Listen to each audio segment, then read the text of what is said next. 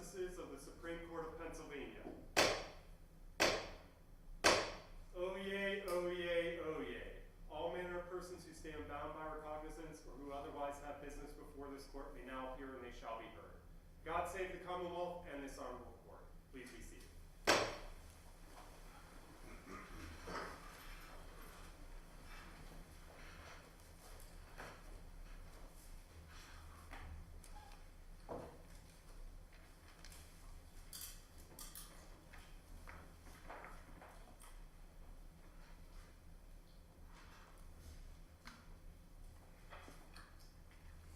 Good morning. It's a pleasure to be back in Pittsburgh for live oral argument after the hiatus for the pandemic. It's nice to see everyone. Brian, will you call the first case? Reibenstein versus Dr. Conaboy, Empl, representing Dr. Conaboy is Ms. Maureen McBride. Representing Empl is Mr. John Perry and Ms. Renee Mel.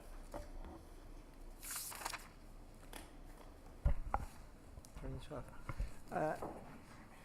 Section 513D of the Empl Act allows for the tolling of the statute of limitations for wrongful death and survival actions where there is an affirmative misrepresentation or fraudulent concealment of the cause of death. In this wrongful death and survival medical malpractice action, the trial court granted summary judgment in favor of defendants, finding that the action was filed untimely as the tolling provision of Section 513 did not apply. Observing that the cause of death listed on the decedent's death certificate was an aortic aneurysm, the trial court found no misrepresentation or concealment of the cause of death. The Superior Court vacated the trial court's order interpreting cause of death in 513D as encompassing those acts which caused the decedent to die rather than the medical cause of death. The Superior Court remanded the trial court to re-examine the tolling issue utilizing the different definition of cause of death. We granted allowance of appeal to examine this issue of statutory construction and further determine who must have misrepresented or concealed the cause of death for Section 513D's tolling provision to apply. So if that's reasonably correct, Ms. McBride, you're free to start. And I made some mistake, please feel free to correct me. Your Honor, I think that was a correct summation of the case. Good morning, Chief Justice and Justices. May it please the Court, Maureen McBride for Dr. Conaboy and Cognetti and Conaboy Family Practice. Your Honors, we're here today to ask this Court to reverse the Superior Court's decision which vacated summary judgment in favor of I'll call them the Conaboy defendants. There are two main issues in this case, as Chief Justice Baer just mentioned. The first is a statutory construction issue with respect to the meaning of Section 513D of the Empl Act. And then the second is whether the conduct of one defendant for fraudulent concealment purposes may be imputed or considered with respect to tolling the statute with respect to the second defendant. On the first issue, the legal issue of Section 513D, cause of death, and I should be clear, it says the cause of death in the statute. The statute only allows for the statute to be tolled if there is a fraudulent concealment or affirmative misrepresentation of the cause of death. Cause of death, we believe, has a very long and well-accepted meaning, and it's not ambiguous. The Superior Court, the trial court, should not have had to look any further than that plain language to determine the meaning. There is not an ambiguity there because there are not, first because it's the plain language, but also because there's no reasonable interpretation other than the medical cause of death. As we cited in our brief, the Health and Safety Statute, the CDC, Physician's Handbook, all refer to cause of death as medical cause of death. The statute has been in place for over 20 years, as I know this court is aware, and there hasn't been any case where anyone has made the argument or any court has adopted a definition of cause of death in this context as conduct leading to death. In interpreting, even if there was an ambiguity, we believe the Superior Court erred in interpreting that statute and elevating one of many considerations for which the MCARE statute was enacted. The court relied solely on the portion of the MCARE Act, or the policy of compensating victims, without considering the larger context in which the MCARE Act was passed. And clearly that was to address a medical malpractice crisis in Pennsylvania. It was to create stability within the insurance marketplace. And this is in particular a statute of limitations. It's not, it's something that should be expanded. Counselor, if I Yes, Your Honor. may. On page 15 of your brief, in which you describe the handbook standard of medical certification of death, it indicates a properly completed cause of death section provides an etymological explanation of the order, type, and quote-unquote association of events resulting in death. Share with me how that does not include what we can perceive as a legal cause.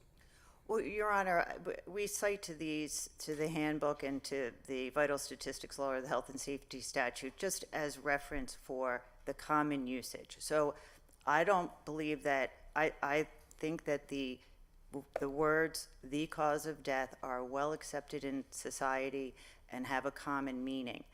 To apply a legal cause of death definition to this statute would, first of all, be unworkable because there's no beginning, there's no end. We don't know what that means. And it would essentially be taking a discovery rule analysis and placing it into a wrongful death case, which under Pennsylvania law may not occur.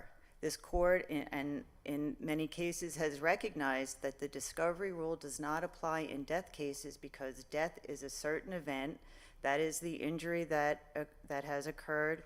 And in this circumstance, certainly the plaintiffs knew that there had been a death. They knew the cause. They knew that she had an aortic aneurysm.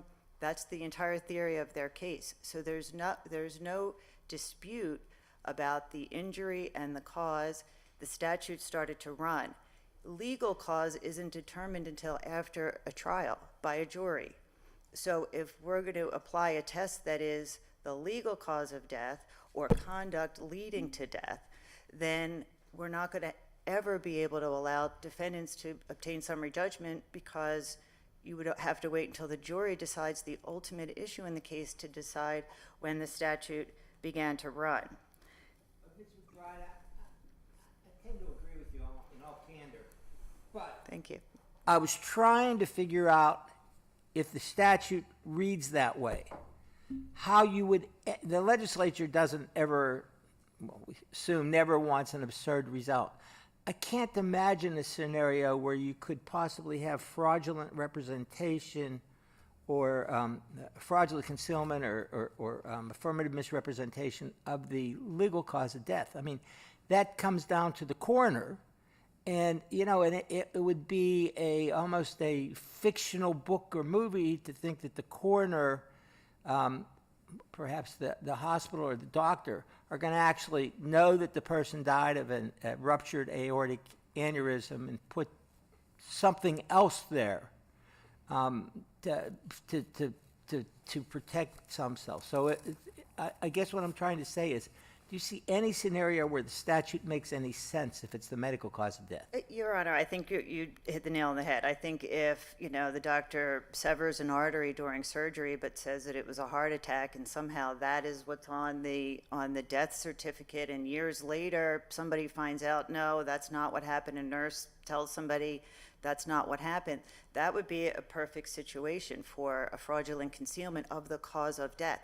But in this circumstance, and let me just get to the issue of fraudulent concealment because I have studied this court's decision in Rice, and before you can get to fraudulent concealment, you have to show that the plaintiff exercised due diligence, and in this case, it's far from it. The plaintiff did not even take the co-defendant's deposition until, I believe, 5 years into the litigation. He didn't notice that deposition until 3 years after death, after the statute of limitations had run.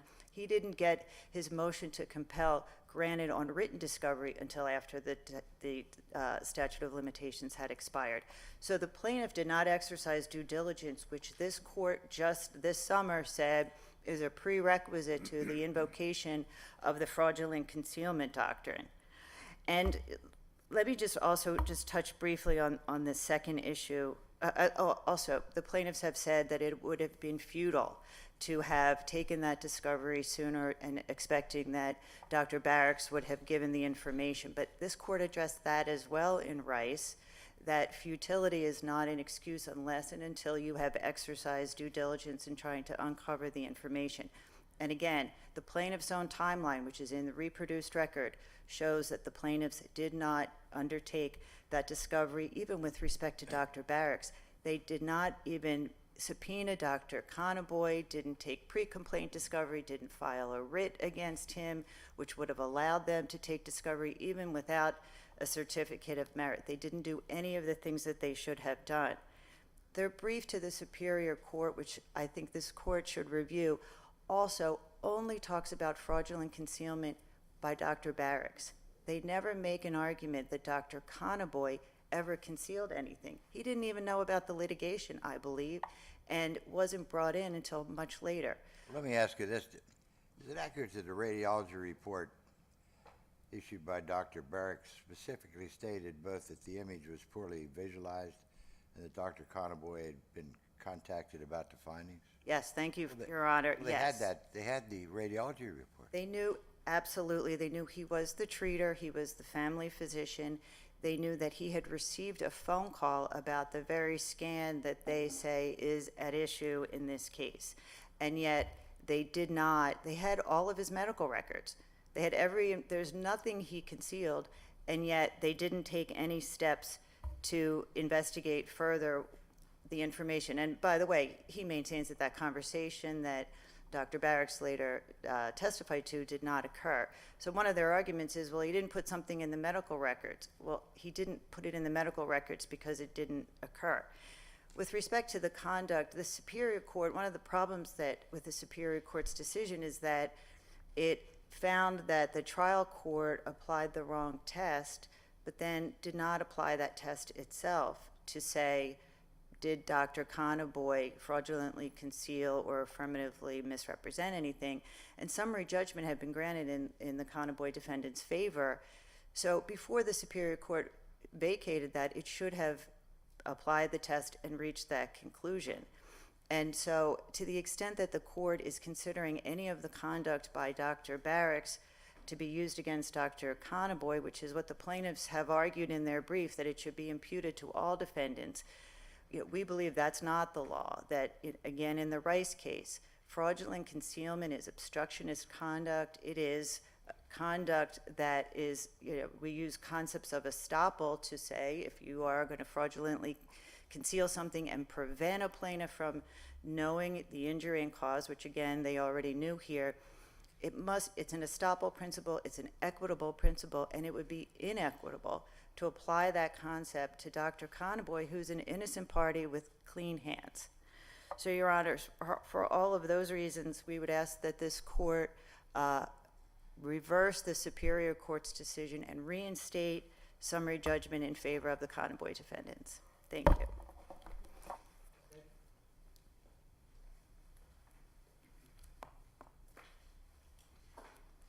Morning, Justices. Chief Justice, may it please the Court. I'm John Perry, representing the Aplt, and I'm going to split my time this morning. I'm going to address the procedural and factual history below, the malpractice policy considerations, and the attempted reputational assassination of me and my firm for handling of this case. My partner, Renee Metal, will address the statutory interpretation issues. And I want the Court to understand one thing is clear beyond a reasonable doubt on this record before you. A physician licensed to practice medicine in the state of Pennsylvania raised his right hand and lied under oath in an attempt to avoid the consequences of killing one of their patients. The reasonable inferences which can be drawn from the record also support the conclusion that a second doctor also lied and or conspired with that first doctor to also hide the malpractice that had occurred. Now, were this record to come before this court with lawyer conduct, every one of you, me, every lawyer in Pennsylvania, and our bar associations would be appalled by this conduct. But because it involves medicine, Dr. Conaboy comes before this court arguing that he is a victim, that he is being unfairly treated, and his medical amici want you to believe that the sky is falling and that the repercussions of this decision will affect insurance rates. I can assure you, the sky is not falling, and Dr. Conaboy is not an innocent victim. Yeah, but Mr. Perry, for all of that, we just have, we hear the sky's falling about once at a time, every time we argue. Just fill in the blanks, be specific, and explain to us the legal issue we have to Thank you, decide. Chief Justice. The problem that the appellants have in this case is that somebody lied. Dr. Barax says it's Dr. Conaboy. Dr. Conaboy says it's Dr. Barax. But that has never been presented to a jury. Wait a minute. Why are you talking to us about somebody lying or I mean, I thought we're here to talk about what the statute means. Well, it goes to the And second issue. I'd like to hear you tell us about one case where we've held cause of death means negligence or a chain of tortious conduct, because if your theory was correct, then why wouldn't the legislature have said affirmative misrepresentation of, or fraudulent concealment of negligence or of tortious conduct or of malpractice rather than of cause of death? I don't see the limiting principle. If we affirm the Superior Court, what is the limiting principle? Will there ever be any limitations on actions of this nature? Because retrospectively, many, many years later, the judicial process, the output of the judicial process, many years later, could change the game quite entirely. Understood, Justice Weck, but please understand that and I know that you're aware of this, on a death certificate, there are 24 boxes that relate to cause of death. There isn't one line. The line in this case does say AAA. But Dr. Conaboy, as a treating physician who had seen this patient 5 times over an 18-day period, thinks she has a stable aneurysm, and then she dies. What does he do? He does nothing, Justice. He does nothing. There's no sentinel event letter. There's no patient safety letter. There's no sit-down meeting with his family. There's no call to the radiologist to say, hey, you told me that aneurysm was stable. My patient died. What happened here? There's no sit-down meeting with the family to tell them anything. Worst case scenario, though, he, on that death certificate, Justice, checks the box that says natural death. This was not a natural death. The record before you, there's an admission by the radiologist that he misinterpreted that film per the radiology report, and he called to tell the physician that he needed to do more. There's an admission of negligence. That is a preventable medical error, which under any definition for filling in a death certificate, that has to be checked accidental. That's an affirmative misrepresentation. He checked natural cause of death. We had no way to understand that. Okay, the cause of death was the dissecting aneurysm, right? Correct. The manner of death, you're talking now about the manner of death over here being natural causes, or in your claim, not natural causes. The legislature's talking about cause of death. So there's no question that she died of the aneurysm.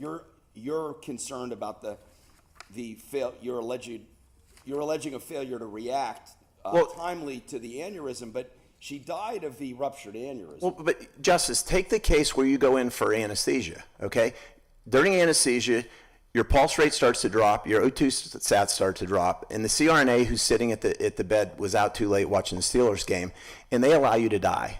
You die of a cardiac arrest. That is correct, but it is not true. You died of a cardiac arrest that was caused by medical negligence because somebody was asleep at the wheel, and they had the ability to prevent your death.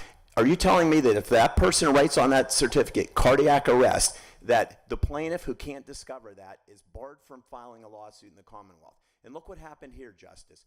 We did everything we were supposed to do. I ordered those medical records. I sent them out to 2 experts. I sent them to a primary care physician. I sent them to the radiologist. The radiologist said, bad read. Primary care physician said, what did he do? He is entitled to rely upon the opinion of the radiologist who told him that film didn't show a leaking aneurysm, okay? We followed all of the rules I may be criticized for being too professional for not running the court to get motions to compel, but Dr. Barax would not present for his deposition for 5 years. But during that time, he filed an answer, he filed new matter, and he filed a joinder against the hospital. But nowhere did he ever blame Dr. Conaboy. Nowhere. And this is a problem in a state where we don't have mandatory joinder. He waits until his deposition after filing all of those pleadings, including discovery answers where we said, did you talk to anybody about this read or this film? No. Are there any errors in the medical record? No. And then he presents to a deposition and says, oh yeah, my reading isn't the full reading. I picked up the phone and called Dr. Conaboy, and I told him that this was dangerous and he needed to do more and his patient might die. Mr. Perry, will you tell us succinctly your theory of this case? Is your theory of this case that Dr. Barax, the radiologist, fraudulently misrepresented? I don't. Or is it that Dr. Conaboy misrepresented when he filled in that death certificate? Chief Justice, I don't know. That's a decision that has to be made by a jury. I have my opinion, but my opinion doesn't matter. That is a jury question. The point is you have to bring this within a statute of limitations. You see, you don't know anything. You're standing here today in front of the Supreme Court. I mean, there's a plaintiff that has an obligation to do whatever they have to do, but it's capped by a statute of limitations. This isn't a forever thing. Whatever happened, happened in a very finite period of time. You had the radiology report. I did. What I didn't have, Your Honor, was... Radiology reports that I talked to Dr. Conaboy. Did you pose Dr. Conaboy? Correct, Your Honor. But what it doesn't say is that I talked... Dr. Conaboy within the statute. No, we did not. Well, we reached out to him as a treating physician and attempted to talk to him, but he wouldn't talk to us. And you have recourse to motions to compel. You could take pre-complaint discovery. But Justice... You could try for a tolling agreement with Dr. Conaboy. But Justice, I didn't even... No, not within a 2-year period. With all due respect, Justice, I got the case on the 11th month. Within 2 months, I had 2 expert opinions. I had my complaint filed, and I had discovery served. There was no way I was ever going to depose Dr. Barax and Dr. Conaboy within the 9 months I had left. It's just not the realities of litigation. And what if I had filed a writ, Your Honor? What if I had got this case on the 11th hour and filed a writ? So on the 12th hour, I'm done. Under that interpretation of the statute, I'm done. And it doesn't matter what has happened at any point in time. I don't think I can be charged with that. That's not the rule. Well, there's not. Filed a writ, and then if Conaboy ruled you to file, you're saying. What if he? Well, yeah. What if he did? But what if I was outside the 2 years under a strict interpretation? Nobody's charging you with anything. Yeah. The statute runs against the plaintiff, not the lawyer. Well, not if you read the reply brief, Mr. Justice. Perry, Taylor. can we narrow down and I want to follow, I think, what Justice White asked you. Let's just talk about the pure legal issue of what that statute means when it says cause of death. Well, that would be for Ms. Mettle to All right, address. so we'll hold that for a second. And anything else you want to add? Because I think what we want to know is what does cause of death mean in that statute? The Superior Court came up with a novel interpretation, and I think that's why we took the case. And then additionally, who fraudulently misrepresented what to whom that would get you through that statute and past the statute of limitations? Well, right, Your Honor. And the only thing I would add is that this case can't be analyzed in a vacuum because that's not the way lawsuits develop. And this happens to plaintiffs all the time. But there has to be a sanction for a doctor who does what Dr. Barax and or Dr. Conaboy did. I mean, otherwise they can conspire anytime they want to in a death case. And Your Honor, their medical record isn't accurate. Had this conversation that occurred between Dr. Barax and Dr. Conaboy appeared in Dr. Barax's record and or appeared in Dr. Conaboy's record. I mean, he wants to act like an innocent victim. He didn't write down anything. You can't even tell he ordered a CT. There's nothing in his record about any of this. Any questions? Anything you want to say in conclusion? Thank you so much. I do have one question. Justice Dodd's got one for you. Mr. Perry, you said early in your argument that both doctors lied under oath. The way I'm reading your argument, you're saying one or the other lied under oath. If I said they both did, They may both have, is what they may have conspired to lie. I don't know, because I know what Dr. Barax said, and I know what Dr. Conaboy. They both call each other liars. But your theory really is that one or the other lied. I'm not convinced there was a conspiracy here, because I reached out to the treating physician whose patient had died. He had been the doctor for years. You would think he would want to know how his patient could have died when somebody gave him the wrong result. He wouldn't talk to me. I even sent him the transcript with Dr. Barax. I said, here's what he said. He called you and told you. Wouldn't talk to me then. I sued him. I had to get an order of court to take his deposition. He was wholly uncooperative despite his Hippocratic oath to help his patient. So, About Dr. Conaboy now. yes, I am, Justice Wagner. You're talking several years after your. Yes, I am. Several years after. Well, I started to contact him immediately.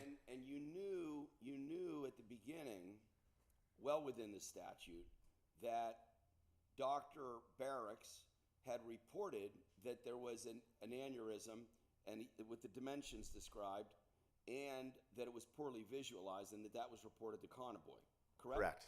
So why didn't that put you on inquiry notice way back then? It did. You needed to take a hard look at Conaboy and maybe either file a writ of summons, get a tolling agreement, get a motion to compel to get more information before the statute. With due respect, Justice, I'm confined by the Certificate of Merit, which has been, a great development in the law.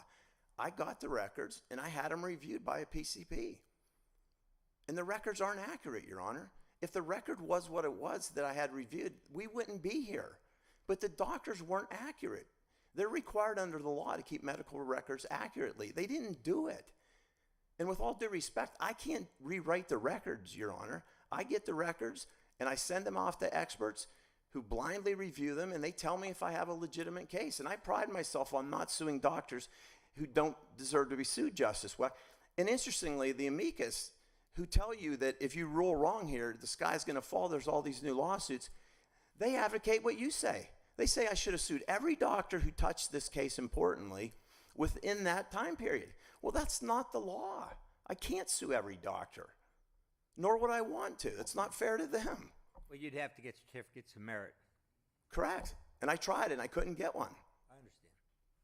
All right. Thank you. Thank you. Ms. Nettles? So we have the background. We're interested, I think, in the reason we granted is what's the cause of death mean? And how do you arrive at it?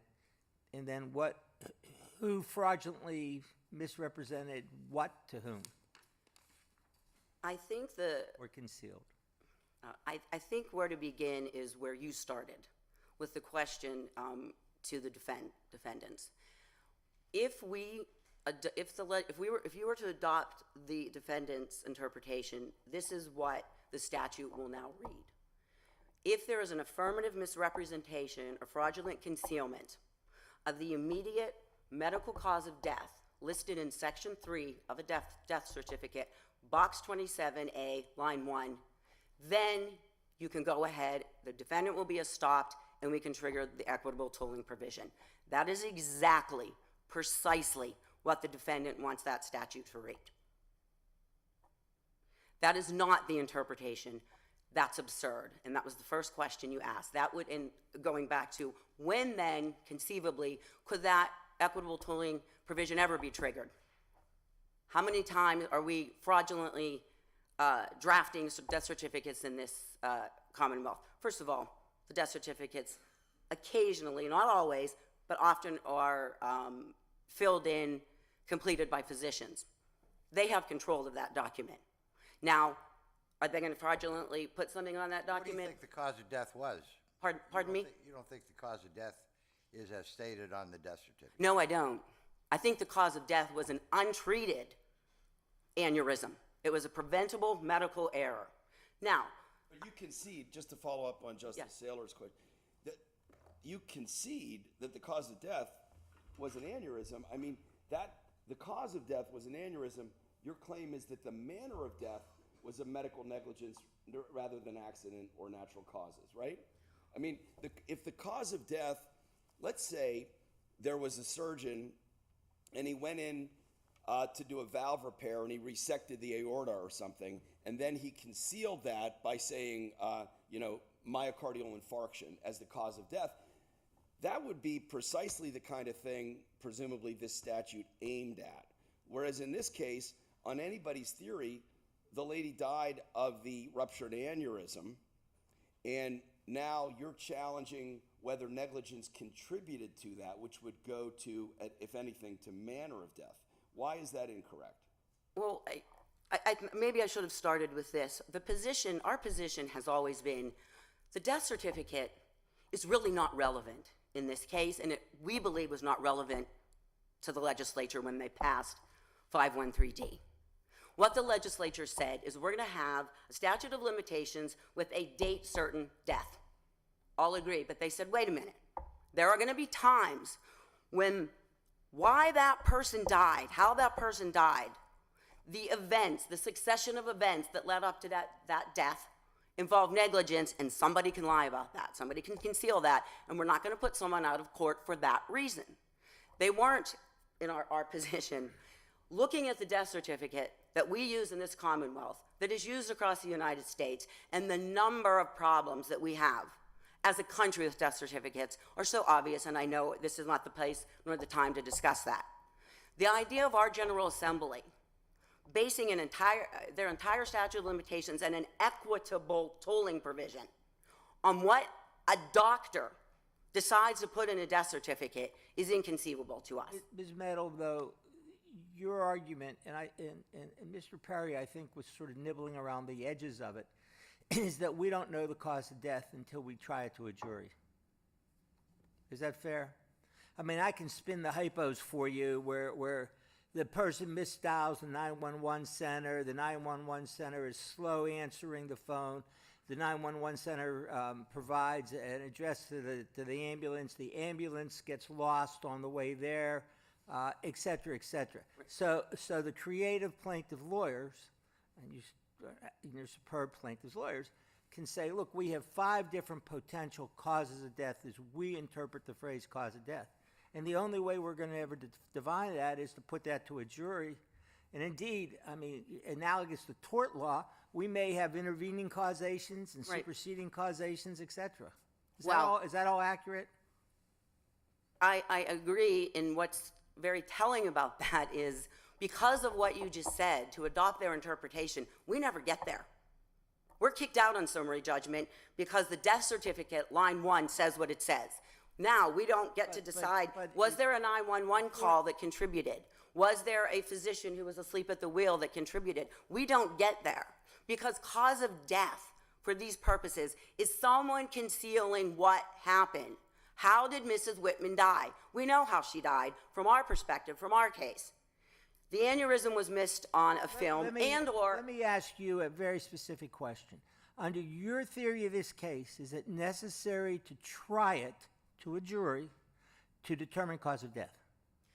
It's necessary to try it now with the statute of limitations issue at hand. That's why we if that makes sense. Maybe you've answered my question, but I'm only worried about the phrase cause of death because of the Superior Court's determination of what it meant. Do you have to try the case to determine cause of death as used in this statute? Yes or no? Can you rephrase that? I'm not sure. I apologize. I'm not trying to. I know, and I apologize. Do you have to try the case to determine the cause of death as the Superior Court construed it, and you're advocating it under this statute? We have to try. I apologize. I don't know how to say it ain't plain. We're just mixing it. You have to try the case to determine why, how, and was there negligence in this preventable injury from occurring. But here's where I'm confused then, if that's your position. The medical cause of death is related to this aneurysm, clearly. That is why she took her last breath. Right. And it doesn't matter what the death certificate said. No. We can all agree that was the medical cause of death. Correct. Now, what you're espousing is the legal cause of death. You know, why did this happen? Was it as a result of negligence? Who was negligent? But to me, I thought we were here to determine if the statutory language on cause of death meant the medical cause of death, the aneurysm, or the legal cause of death, a doctor may have been negligent. So can you clarify that for me? I didn't think we were really getting into the whole manner of death. I thought we were just determining, does cause of death mean, in this statute, mean medical cause of death or legal cause of death? I agree. And if we were to adopt the interpretation of defendants, there's really no reason to have the equitable tolling provision in the statute. It's meaningless. What about my scenario? Would it be meaningless in my scenario about the physician concealing?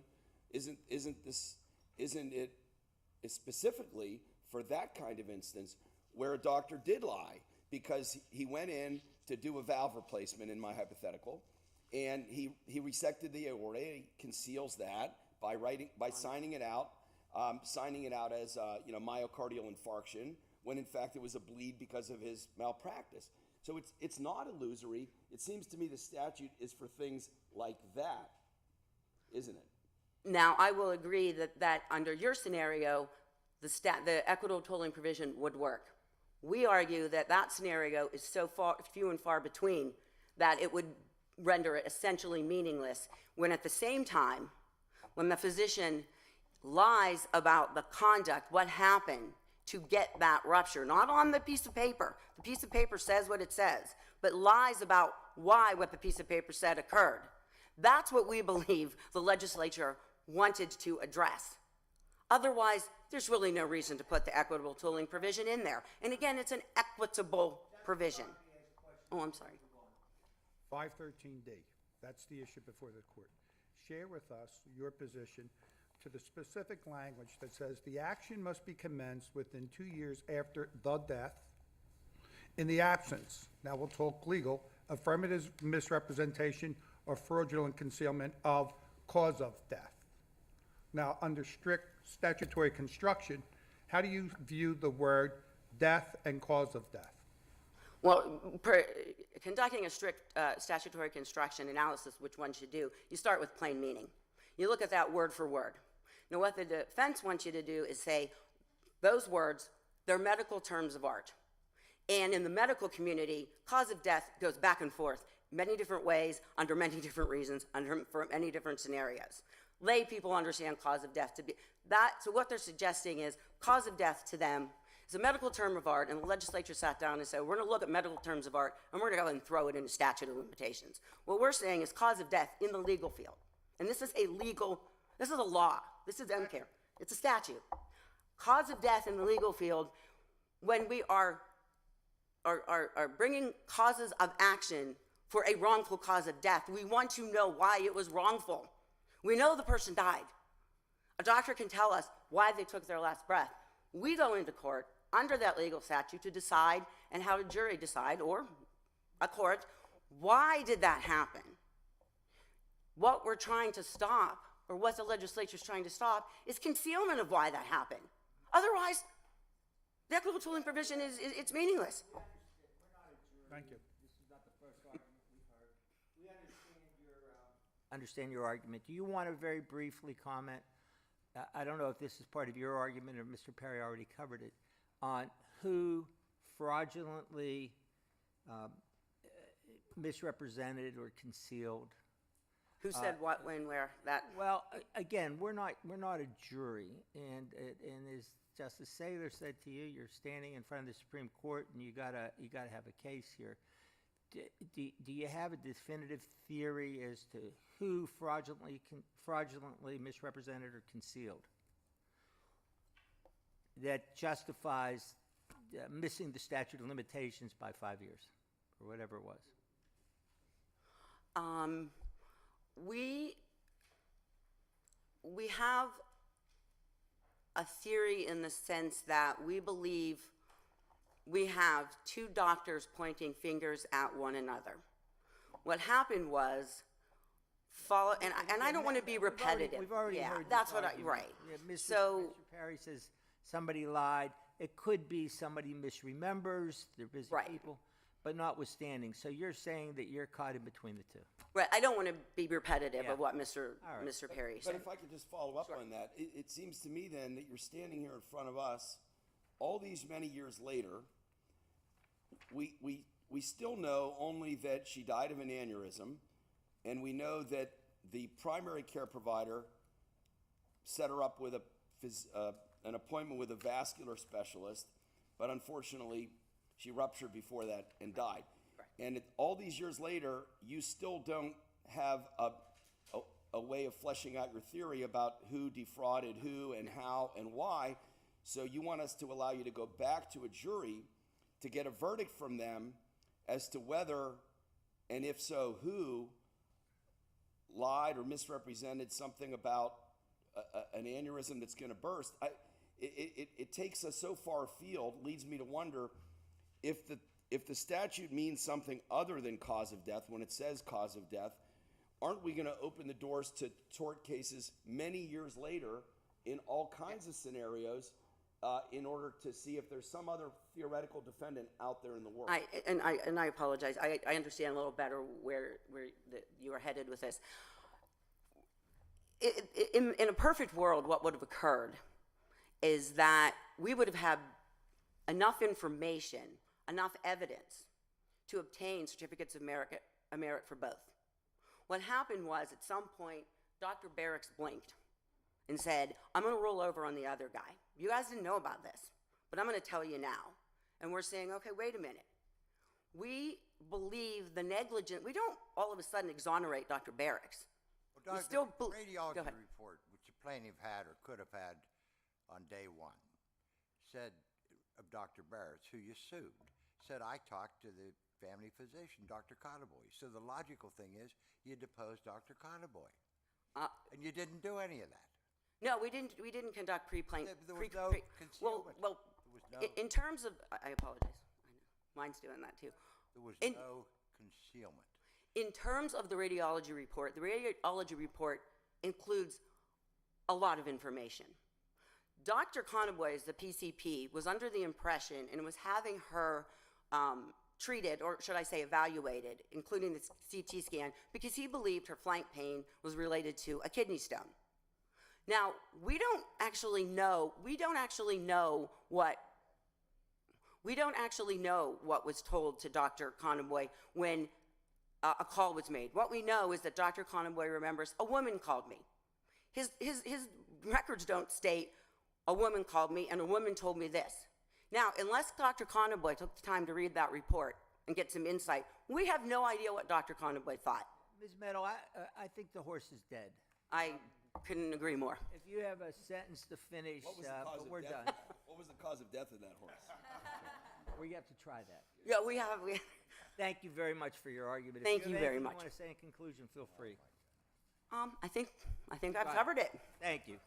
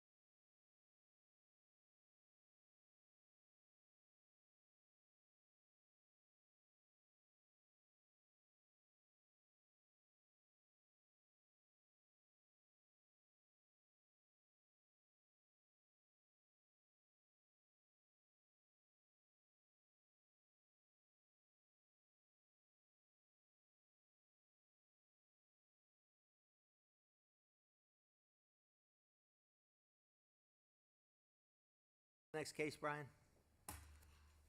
Energy Transfer and the Pennsylvania Public Utility Commission versus Eric Friedman. Representing Mr. Friedman is Ms. Megan Shannon. Representing the PUC is Mr. John Herzog. Representing Energy Transfer is Mr. Kevin McEwen. Thank you.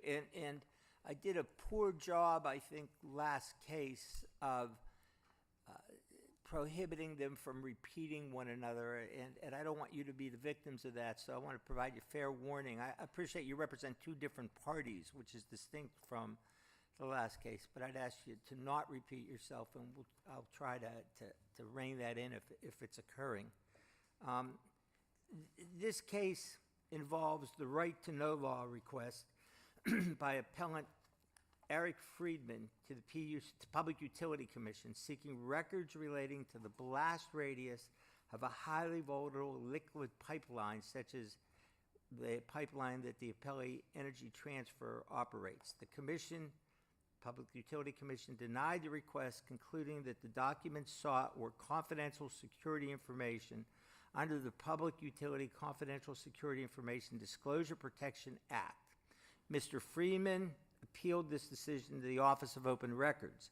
It determined that the protections of the CSI Act were inapplicable and ordered the Commission to provide redacted versions of some of the documents, applying some OOR or Right to Know Act constraints. Upon appeal, the Commonwealth Court reversed, concluding that the Office of Open Records did not have the authority to determine that the records were not confidential security information. We granted allowance of appeal to consider whether the Office of Open Records has the authority to order the release of the records based upon its determination that they're not protected by the CSI Act. In a complex case, if that's reasonably correct, Ms. Shannon, feel free to go ahead. Thank you. Good morning, Chief Justice and Justices, and may it please the Court. I'm Megan Shannon, representing Eric Friedman. That is an accurate statement of the facts. If I may expand briefly upon a couple of them. Surely. Mr. Friedman specifically requested non-CSI information from the Public Utility Commission. Pull the mic up a little bit. The last lawyers may have blown it out, but hopefully we'll be able to hear you. Is that better? Thank you. Mr. Friedman's request was denied by the Public Utility Commission, and in that initial denial, the Public Utility Commission cited the CSI Act as well as several provisions of the Right to Know law, and in that denial letter specifically directed Mr. Friedman to take his appeal to the Office of Open Records. Which, and usually we let you keep going, but which they're required to do by statute, is that correct? They're required to do that by statute in a Right to Know law request when they're citing the Right to Know law as a reason for not disclosing, yes. So my colleagues would argue that the Office of Open Records went beyond its authority interpreting the CSI Act. However, that's not what the Office of Open Records did in this case. What the OOR looked at was the evidence before it to determine, does the CSI Act even apply? That's squarely within its authority. The same way it can determine, in a request for video footage, does Act 22 apply, the body-worn camera statute, only when there is body-worn camera footage. They can make that threshold determination of what law applies, what other laws besides the Right to Know law might apply to require it to yield its authority. That's not the same as interpreting the CSI Act. It's not that they looked at the underlying records and analyzed, was this properly designated as CSI under that statute? They looked at the CSI Act as a threshold matter to see, does the CSI Act even provide any protection to these records? And if they determine that the CSI Act does protect these records, and that the proper procedure is in a CSI scenario that the agency with these records, here the PUC, makes the initial determination with an appeal to the Commonwealth Court in accordance with the applicable statutory language, then aren't they done? Don't they no longer opine? Isn't it inconsistent with what I think you're saying for them to say, notwithstanding all of that, you can have these records, Mr. Friedman? That's not exactly the question before the court today. Not is the CSI Act protecting these records? Is the CSI Act even applicable to these records? And if not, there's nothing preventing the Office of Open Records from ordering the disclosure of those underlying records. I think that's probably fair. So why isn't the CSI Act applicable to these records? So the CSI Act doesn't apply. Under the CSI Act and its regulations, when a public utility, such as Energy Transfer, is submitting records to the Public Utility Commission, it's required to follow a few steps to designate certain information as CSI and other information as not CSI. It sends a transmittal letter saying, here's what we're sending you. Pages 1 through 5 can be public. page 6 has CSI for these reasons. If that procedure is followed, then perhaps the proper appeal channel is not the Office of Open Records. However, there's no evidence in this case that that transmittal letter was sent or that that designation was made. If Energy Transfer, Energy Transfer would have had to provide a transmittal letter explaining what it sent in, why it considered certain parts of that underlying document CSI, and provide a redacted copy, an unredacted copy. But there's no evidence before the Office of Open Records that that procedure was ever followed. So the reason it's not CSI is somebody forgot to write that into a letter, not because what I think you're saying is the document may well be CSI if we look at the document and look at the statute, but somebody forgot to write that into a letter and therefore they waive the claim. Well, I would say that's more than a mere technicality. The regulations say that if that procedure is not followed, the underlying records, that public utility is not afforded any CSI protection. It's not a matter of, a technicality forgetting to put something in a letter. It's invoking the protection of this act for records that would otherwise be public records. Counsel, Justice Donahue, isn't that for the Public Utility Commission to interpret? Because we're dealing with a protocol that's set forth in the CSI Act, and the Public Utility Commission has, for lack of a better phrase, exclusive jurisdiction over appeals regarding it. Wouldn't it be the Public Utility Commission that would have to determine whether or not that procedural misstep or the failure to follow that procedure has or does not have the consequences that you're arguing? Well, in this case, the Public Utility Commission itself directed Mr. Friedman to file his appeal in this case where they cited the CSI Act to the Office of Open Records. They sent him elsewhere. If this was in their jurisdiction, in their sole jurisdiction, they would not have done that. Well, but I don't think that's true. I think, as Justice Baer pointed out, if it's a right-to-know law request, they're required to tell the requester to go to the Office of Open Records. I mean, then it's for the Office of Open Records to say, no, this is for the Public Utility Commission because it's an interpretation of the CSI Act. Am I right? Yeah, you're exactly right. And just in furtherance of that, it strikes me that it's wrong to say that the legislature would want protected security information that could be valuable to terrorists or the like to get out because somebody forgot to put the paragraph in the letter.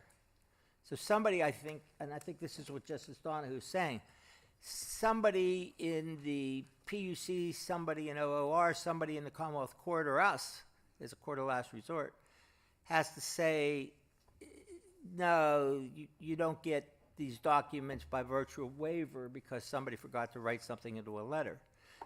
When the disclosure is, the reason I presume for the Security Act is because the documents need to be secure. The information needs to be secure. I guess if I could just follow up on that to sort of maybe make my question more specific. Because what is being interpreted here is the consequences of the failure to follow the procedure of the CSI Act, and the Public Utility Commission has the appellate jurisdiction over a dispute involving the CSI. Isn't it the Public Utility Commission in the first instance to determine what the consequences of that misstep? In this case, I would say the Office of Open Records maintains rightful jurisdiction to make that determination because they're not interpreting whether the CSI Act was properly applied. They're not interpreting whether something was properly designated as CSI. The regulation specifically says that the CSI Act does not protect records if this procedure is not followed. That was written into the regulations to highlight the importance that, if there is CSI in a record you're submitting to the commission, follow this procedure, mark it. It's straightforward. Just send a letter saying this is protected and not subject to the right to know law. This is subject to the right to know law and will be disclosed. And I would also note that that transmittal letter itself is not allowed to contain CSI information and is a public record subject to disclosure under the right to know law. So I'd also highlight the fact that the Office of Open Records requested copies of those transmittal letters, which would have cleared up the question, was this designated CSI such that the CSI Act applies and maybe we don't have jurisdiction? And my colleagues declined at every opportunity, several opportunities to provide those transmittal letters. You know, they submitted it for in-camera review, which the Office of Open Records cannot take into evidence. So without any underlying evidence that the CSI Act does apply, the Office of Open Records, you know, just maintains authority to deal with this as a right to know law matter. And also highlight, you know, the Office of Open Records is created as one uniform state office to handle these right to know law appeals, designed to promote transparency, which dovetails with the Public Utility Code's heightened transparency requirements for public utilities. It's not unlimited power that I'm saying the Office of Open Records should have, but they do have the power to hold agencies like the Public Utility Commission accountable to follow these regulations, enforce these regulations, including sending records to the Commission, records that they're relying on in their official investigations and whether they charge utilities. In a case where a utility provides the transmittal letter that explains here's what's CSI, here's what's not CSI, you know, my colleagues would argue that the CSI Act calls for that challenge to be made before the Public Utility Commission. However, that's just simply not the case before the court today. We're not asking the court to decide whether the OOR can review the content of what a utility designated as CSI. We're not asking you to make any determination regarding that procedure when the utility clearly marks something as CSI. The issue is simply, can the Office of Open Records say to a utility, you know, you can't just say CSI, you have to provide some evidence showing that you invoked the protection of the CSI Act. Otherwise, that would incentivize any utility to, after the fact, if they don't want a record disclosed, wrest it away from the Office of Open Records just by saying, it's CSI. We forgot to mark it, waive it, it's CSI, you don't have authority. But if it's wrested from the Office of Open Records, it's going to go to the Public Utility Commission. It's not as though this issue that you're dealing with here wouldn't be considered by an administrative body. I mean, I think that's what the question is. What's the administrative body to wrestle with the issue? Well, I'm not sure we would want the Office of Open Records to say, you didn't technically follow every step of transmission of the transmittal letter to the requester, et cetera, et cetera. Therefore, we're going to make all of these records public. And what if they are involving dangerous and volatile materials that could result in sabotage of the public utility system? I mean, don't we want the Public Utility Commission to be the one to say, oh, you didn't follow the technical procedures, go ahead, release them? I mean, why would the Office of Open Records dabble in that area at all? the security risks are not lost on my client, who actually lives in the sightline of this highly volatile liquid pipeline. It's not as if this is someone saying from afar, like, waive these regulations, it's all a technical matter. This is a person who lives in a community that lives with these risks daily. And from someone in that perspective, the security risk doesn't come from records being released. It comes from the fact that, you know, there's a highly volatile liquid pipeline running through your backyard or next to your child's school.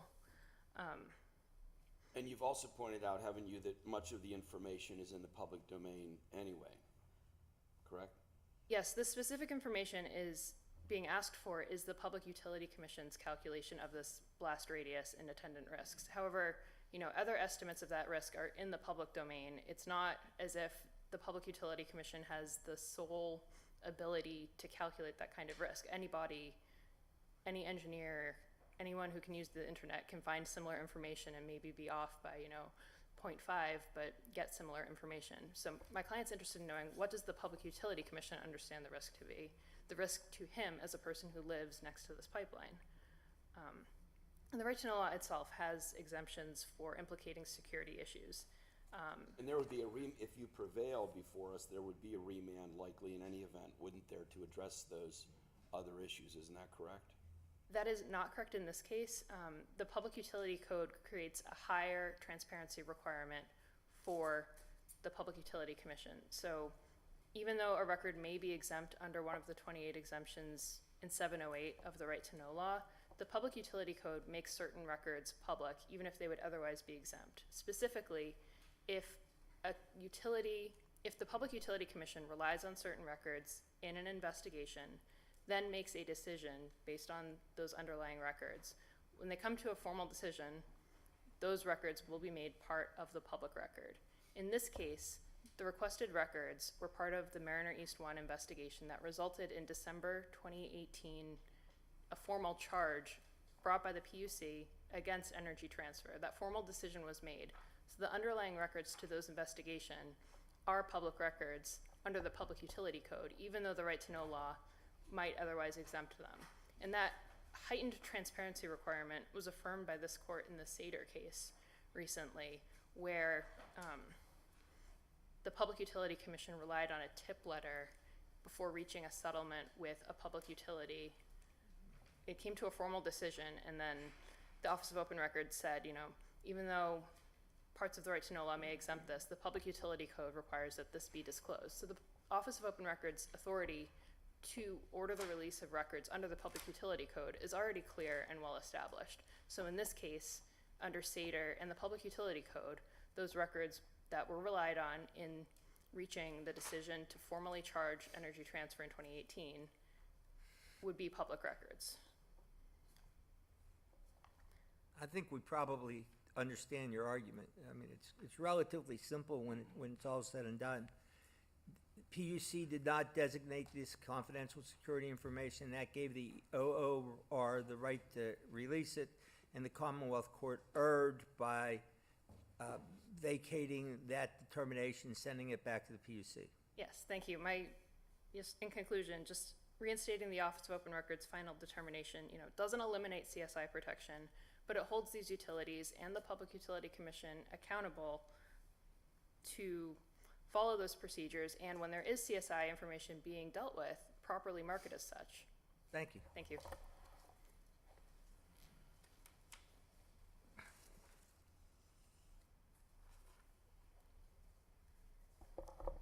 Morning, I'm John Herzog. I represent the Public Utility Commission. May it please the court.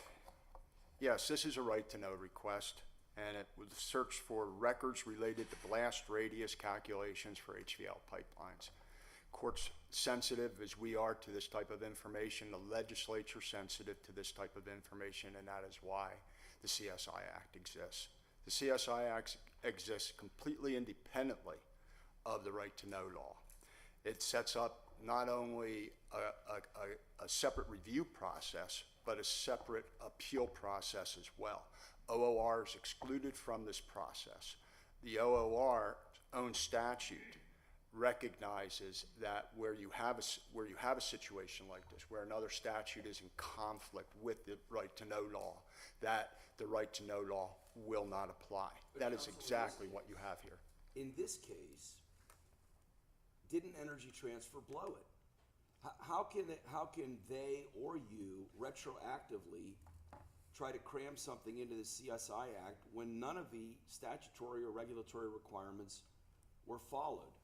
Why isn't appellant entitled to have us apply the law that would bind you and would bind Energy Transfer? First, I want to clear up some misconceptions. Every document here was designated as CSI, both the cover letter, transmittal letter, as well as the actual substantive documents showing all the information on the HVL pipeline. So everything was designated as CSI. In advance or retroactive? In advance. Sorry, go ahead. In advance. May I ask then, just to follow up on that, why did you send it to OOR instead of doing it specifically on your own and having an appeal to the Commonwealth Court in accordance with the statutory apparatus for CSI? He never came to us with that. He came to us with a right to know request, and as your honors indicated, we have a statutory obligation to advise him of his appeal rights. We did advise him. We gave him alternative theories. In the beginning of the letter that we sent him, we stated this stuff is CSI, and under the CSI Act, it's not disclosable.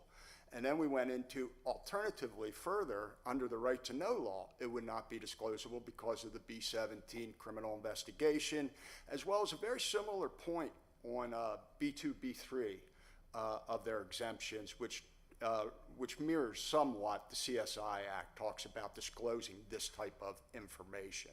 Counsel, Yeah. correct me if I'm wrong, but I thought the request was specifically with regard to the blast radius.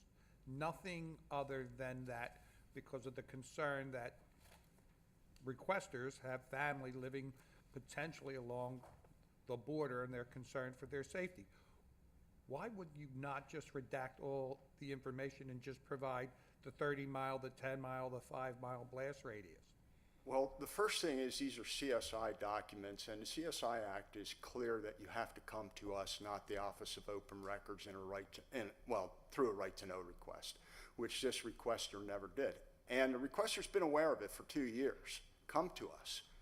But why we don't is because the CSI Act prohibits us from doing that until, one, we get a request, and two, if we do improperly disclose, there are severe criminal sanctions associated with improper disclosure of these documents. Yes, the CSI Act does also contain a specific redaction provision. Similar to the redaction provision, I want to touch on this, bootstrap it in a little bit, where we talked about this Cedar case and the 335D, which is a right to know law on steroids provision. That's embedded in the Public Utility Code. Both of those contain redaction provisions for this exact type of information. The question is, can OOR order us to do that once these documents have been marked CSI? And they were marked CSI by ET at the inception. That's never been an issue. Who marked them CSI?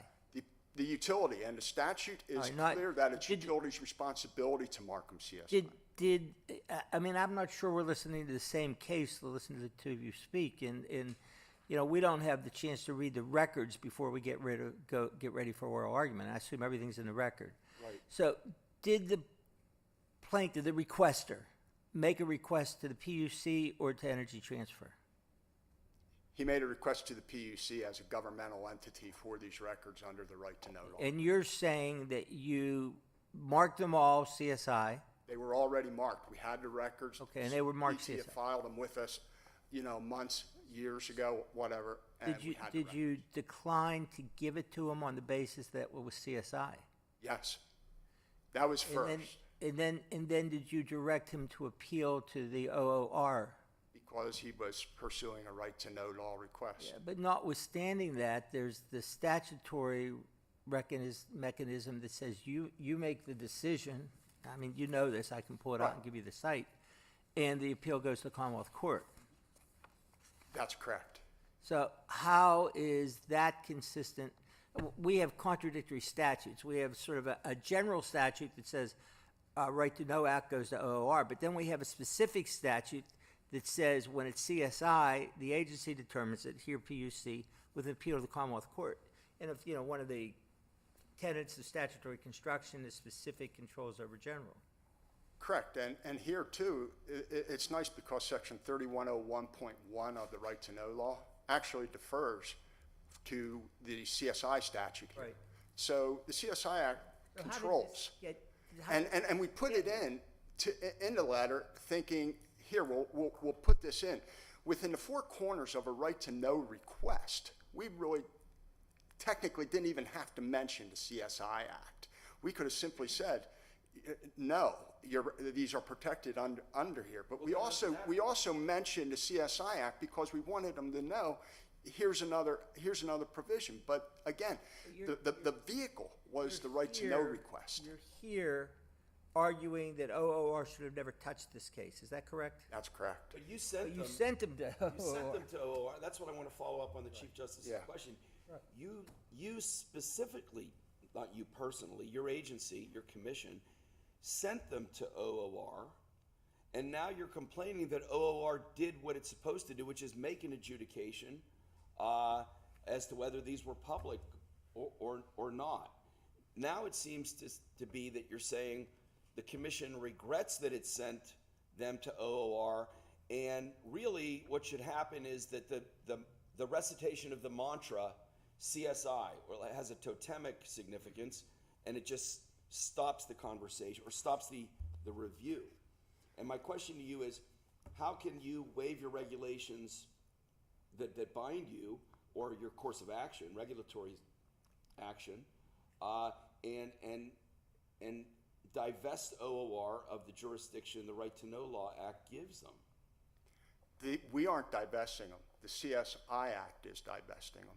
And as for why we sent them to OOR, it was a right to know request. The statute, the right to know law, requires us to send them to OOR. If we had simply said, this is CSI, and come to us under the CSI Act, we would have been in violation of the right to know law, and we would have not been responsive to the request. You have two, and I said this to you earlier, and again, maybe we need to write this so that you know how to follow it, but you have two statutory directives. The general one is if it's right to know law, it goes to OOR. But the very specific one that deals with only CSI says that the agency makes a determination, the appeal goes to the Commonwealth Court. All roads lead to Commonwealth Court anyway. In other words, when we're all said and done, the requester here will make a request to you, you'll turn it down, and the Commonwealth Court will decide the merits of this, and then you'll ask us to hear it again. That's correct. All roads lead to the Commonwealth Court, and instead of using OOR as an intermediate, you're using the Public Utility Commission. The legislature made a determination they wanted to use the PUC because of its expertise. The OOR, I don't think, has the same expertise in looking at pipelines as the PUC does. But I'm confused. So is it the PUC who marked all this information as confidential, or was it? It was Energy Transfer. When they filed these documents with us as part of an investigation that we were doing, there were 3 pipelines involved: Mariner East 1, Mariner East 2, and Mariner East 2 bypass. And they filed 3 different reports with the commission, and all those 3 reports were marked confidential security information. Now, what they did when they sent the reports in, they just didn't say, here's a report.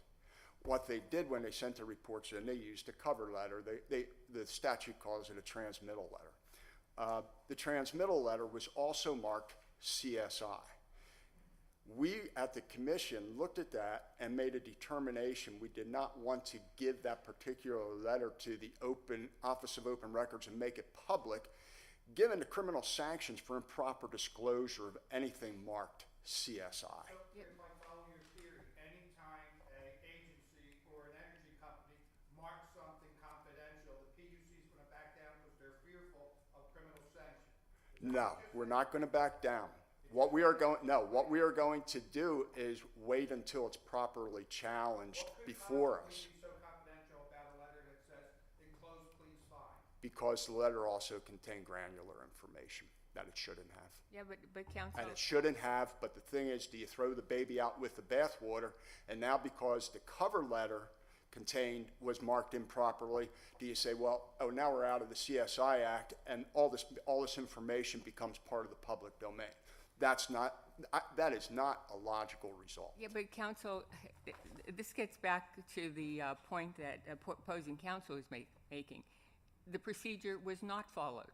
The essence of the procedure that's supposed to be followed is that transmittal letter is public.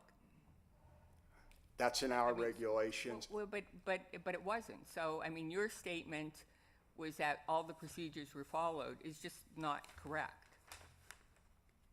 I didn't say that they were. In fact, in my brief, I was blunt that they did not follow this. So no, I address this point in my brief. Okay, so I understand that. You're saying everything was marked as CSI, and so therefore that's the end of the discussion. But that's really not the end of the discussion pursuant to the regulations, because if there's a request for that information, the transmittal letter, which was intended to be public, is to be sent to the requester. That never happened here. It can also be redacted. If that But you transmittal didn't letter, do that either. pardon me? But you didn't do that either. No, I mean, because I there think was that's never. the problem we have here. I'm sorry, but there was never a request made to the PUC to do this. It ended up at the Office of Open Records. If they came to us, we can correct it. They never came to us to correct it. We do not have a case before us to exercise our jurisdiction under that the CSI Act gives us. Never here. And the one thing I do want to make clear is that our regulations do not say that if you file a defective transmittal letter, you lose CSI Act protections. We simply say if you fail to properly designate something, you may lose CSI Act protections, and that makes a lot of sense because then the commission can't, it's the utility's responsibility to know what it's filing with the commission.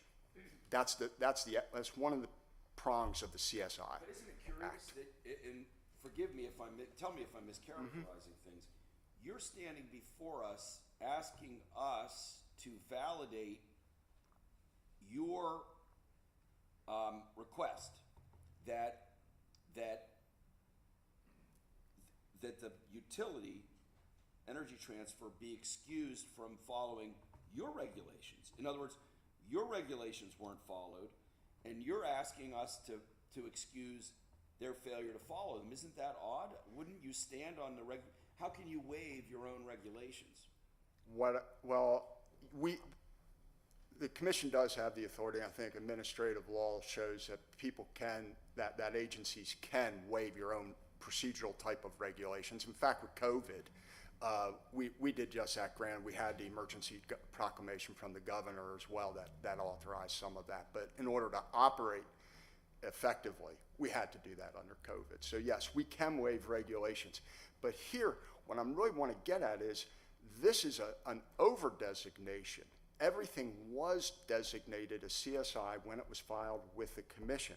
And to the extent that the designation was improper, the CSI Act is clear, section 2141.3. It's clear that challenges to the designation, or a request to review documents that are marked CSI come to the commission. The CSI Act is clear on that. It isn't just a substantive review, it's also the designation. So your argument is, you'd be making the same argument in some forum, but what your basic argument is the Office of Open Records should never have touched this. Correct. All of the arguments that you're making here today would have been made before the Public Utility Commission in the first instance, and they would have made the decision as to what to do with the failure to follow the procedures, et cetera, et cetera. So this is really a forum issue, period. Exactly. And we believe that under the CSI Act, it's clear. The commission has exclusive jurisdiction to hear CSI Act challenges, whether they're substantive or procedural challenges. And that's in the CSI Act, 2141.3. Mr. Herzog, we don't do rebuttal in this court, and we don't often get into he said, she said, because we just try to decide questions of law and not fact. But if I understand the requester's argument, the whole argument is that the Energy Transfer or PUC failed to designate this CSI, did not put OOR on notice that it's CSI. And you get up and you say everything was designated CSI, everything was perfect when it went up. Can you shed light on this factual? Yeah, I can. If you look at the chief engineer, Paul Metro, he filed an affidavit in support of our appeal to OOR, and in there stated all these records were designated as CSI. Are these records part of our record? Yes. Okay. They're part, and they're in the We'll look at the record and straighten it out. Isn't it nonsensical then that you sent them to OOR? I guess, are you regretting that you sent them to OOR, or was OOR allowed to look at something but not everything? I just don't understand what it is, which argument you're making. What I'm saying is under the right to know law, we were required to send them to OOR. But they couldn't But they couldn't do anything, but OOR could disagree with us, which they did, and now we're here. Counselor, I apologize. Correct me if I'm wrong. The concept is we have the two concepts, public nature and public access. OOR, their job is to determine the public nature. And then the public access is restricted or prohibited by particular overarching statutes or field exemption. If the document already came to you as completely confidential information, why would you have sent it to OOR for them to determine whether the public nature, when you already have the defining description from energy, why would it not have just been, you have a right to appeal this 30 days to Commonwealth Court for an in-camera review to determine whether their confidential information designation is true or false? We didn't have that statutory authority to do that. Under the right to know law, this was a right to know request. We have a mandate under the right to know law to direct Mr. Friedman to his appellate rights within the context of the right to know law. That's all we did. We followed the law. But Mr. Metro indicated in his affidavit that the nondisclosure is necessary for the protection of life, safety, public property, or public utility facilities. That's what you reproduced record 102. So I'm confused because that's a definitive finding by your organization as opposed to your requirement to follow procedure. I would submit that the public nature of these documents as identified as CSI is dictated by the CSI Act. And I think the Newspaper Association stated in their amicus brief that they agree with that the CSI Act says that the public nature of these documents is dictated by the CSI Act, and that since these documents have been identified as CSI, they are not public in nature. Then they went into the public access. The problem is, as soon as you go into that, you are conflicting the statutes, and if they're CSI, they come to the commission. The OOR is out of the game. They're in the wrong lane. And the Commonwealth Court was absolutely correct on this. So it's your position there is no difference between access and nature? Oh, I think there's a difference between access and nature, but I think once you've already made the identification of the nature that these things are CSI documents, then the access falls within the CSI Act. And I think the legislature was clear on that. Okay. Ms. Hurst, it's, I'm just going to say this, it's strange, respectfully, that you take the position that this has to go to OOR because the statute says so, but simultaneously OOR had no business hearing it because another statute said so. But that's your position, and we understand it, so let's hear from Energy Transfer. Okay, very good. I did want to mention one last thing just for the court's attention because it really got played down, but this one's really important to the commission too. It's the alternative theory that once OOR dismissed the applicability of the CSI Act, the alternative theory that how they looked at these under the right, these documents and within the four corners of the right to know law, and how that interplayed with the commission statute, section 335D. And while the OOR said these documents still cannot be disclosed under the right to know law, once we go to the commission's own statute, 335D, they are nonetheless disclosable because they filed a complaint against Let me stop you because we won't decide that. If we decide that, well, what remedy do you want? You want us to just dismiss this case? No, I like the Commonwealth Court's order affirmed. I'm sorry, that's correct. Okay. Thank you. You're welcome.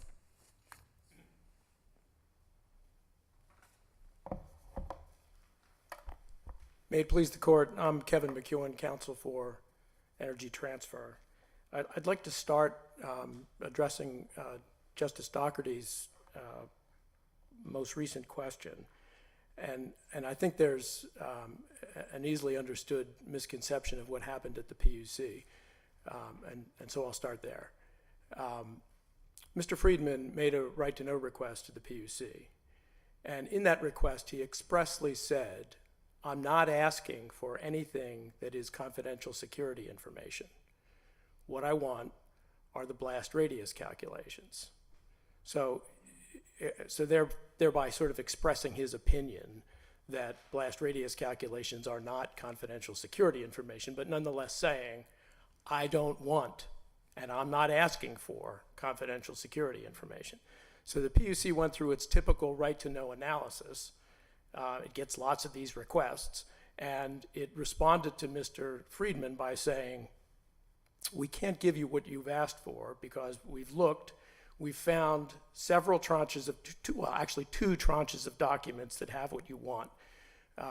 One tranche is that what's called a hazard assessment report that was prepared for each of these pipelines. And in that hazard assessment report, there are the blast radius calculations that you've asked for. The Bureau of Investigation and Enforcement at the PUC, which is the entity that received this information in the context of a non-criminal investigation, the Bureau of Investigation and Enforcement, I'm sorry, I just momentarily lost my train of thought, and I want to get back to your question, Justice Doherty. The Bureau of Investigation and Enforcement responded and said, well, they prepared a investigative report for each of these pipelines as part of investigations that were ongoing for each of these pipelines. And in the investigative report for each of these pipelines, the PUC said, we excerpted portions of the hazard assessment report that Energy Transfer filed, and in those investigative reports, we have the blast radius calculations as well. We have other things also, because they're investigative reports, and we're not telling you what's in there, but we are telling you what's in there are these blast radius calculations. So those are the two tranches of documents that we have. You can't have them under the right to know law because, number one, they're confidential security information. Number two, they're the result of three ongoing non-criminal investigations that the PUC is conducting. And under the right to know law, those are exempt under B-17 of the right to know law. And then also the same information and much other information in these investigative reports deals with public safety and such matters, and they're covered by other exemptions under the right to know law. So denied. And that exercise that the PUC undertook was not the exercise that they could have undertaken under the CSI statute, in which the person who wants CSI, which was not Mr. Friedman because he said he didn't want CSI, but a person who actually wanted CSI could ask the PUC to let him look at the CSI, and the PUC would consider that as a matter, and they might impose on him various restrictions, like sign a non-disclosure agreement, agree to a non-criminal background investigation. Perhaps you could only come in and look at it but not take it with you. Those kinds of things. So that would be, that's specifically provided for in the statute, and it's specifically provided for in the PUC's regulations. May I interrupt you just to clarify something for my own understanding of your position? Is it your understanding that the right to know request by Mr. Friedman wanted the radius buffer, what do you call it, the buffer radius? The blast radius. The blast radius calculations themselves, or simply the calculated distance for the blast radius, for the buffer zone? Well, it's one and the same, Your Honor. And is it though? I mean, the calculated distance is one answer, 300 feet or 3,000 feet. The calculations, the blast radius calculations, are much more complicated than that because you have all these different factors that you're putting together. Was it necessary to even have that, or was it really just the calculated distances that were requested? The calculated distances would reveal the actual position of the pipeline, which is an unknown, and it's an important unknown because although everybody, they see the pipeline going in, they know generally where it is. In fact, Energy Transfer wants everybody to know that there's a pipeline there, for call before you dig. They want everybody to know that there's a pipeline there, but they don't want anyone to know exactly where it is. It's in a right of way. But if the public, or if it's public information as to exactly where it is, which these calculations would reveal, I see. Then somebody who wants to commit sabotage has information that he could never get anywhere else. He knows exactly where the pipeline's consultant has prepared this hazard assessment report, who knows, and this is a 300-mile long pipeline, and so and the way that the blast radius calculation is developed is there are atmospheric conditions, there are weather conditions, there are climate conditions, there are topography conditions. All of these affect how wide or how narrow the blast radius is. So that is confidential information. The fact that if I lived a mile from the potential location where the pipeline is, and all I want to know is whether my children are going to be blown up, and I want to know is, I'm 10 miles, but the blast radius is 30 miles, that doesn't tell me where the pipeline is. It tells me that I'm in the realm of injury. So I'm somewhat confused because what you're saying is, since the request was not, they specifically excluded CSI, then the request should have been through the normal prism of right to know. The OOR would have determined the public nature of these documents, which they did, and therefore CSI Act doesn't apply because they were specifically excluded by the requester. That's what you just said to me. I don't think so, Your Honor. I think, That's what I heard. well, So that's why I'm asking you. That seems somewhat circuitous. Mr. Friedman didn't get anything from the PUC. And, to pick up on Mr. Herzog's point, on the issue of public nature, the affidavits that were in front of OOR declared that the information in question is CSI. There, Your place and 3 investigation reports from PUC's investigation bureau, correct? There were 6 documents designated, or at least that's what Metro provided for in his affidavit. well, I think so a little bit, Your Honor. The affidavits are part of the OOR appeal process. So when the PUC said you can't have the documents that you asked for, here's what they are, but you can't have them. Mr. Friedman appealed to OOR, made his statement, and then it's incumbent upon the agency to justify their decision. So the agency filed an affidavit, Energy Transfer intervened, and it filed an affidavit explaining exactly how, why this information should be treated as CSI, is CSI, and why, therefore, the OOR cannot give it to Mr. Friedman. In fact, OOR, as Justice Baer said, Chief Justice Baer said, stop. If you make the determination that this is CSI, OOR should simply stop. And that's what they should have done, but didn't do. But in any event,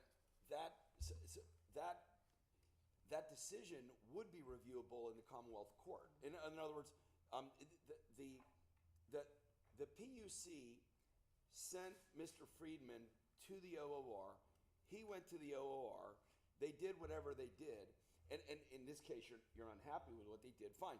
The case is going to Commonwealth Court regardless. It seems to me you're telling us that PUC was wrong to have ever sent Mr. Friedman to OOR because they have no dog in this fight. Isn't that what you're saying? I'm not saying that, Your Honor, because the PUC was obligated to tell.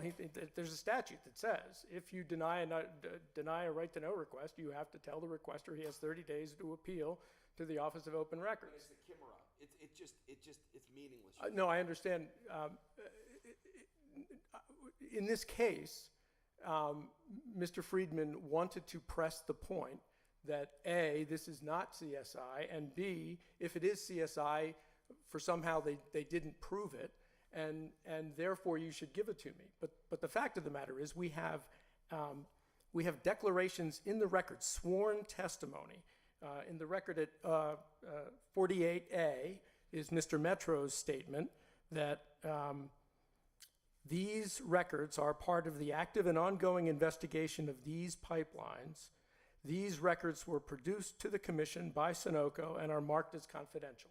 But you're saying OOR has no legal authority to examine these assertions. That's what you're saying, right? No authority. The law is, as you well know, Your Honor, that the OOR must accept a good faith affidavit put into evidence by the agency in support of its position. And that's what we have here. We have good faith affidavits from both the PUC, Mr. Metro, and Energy Transfer saying the information in question is confidential security information. What OOR said was, well, we're not going to accept that. That's not good enough for us. And so the OOR hearing officer started to press the issue and said, well, let me see the transmittal letters. And so the PUC said, okay, we'll give you the transmittal letters, but you need to remember, we got these letters as part of a non-criminal investigation. We believe that at a minimum, these letters that are part of a non-criminal investigation are exempt from disclosure under the right to know law, under B17, 708 B17 of the right to know law. So we'll give them to you, hearing examiner, to look at in camera to see whether Energy Transfer complied with its, with our regulations and designated these things as Confidential Security Act information. But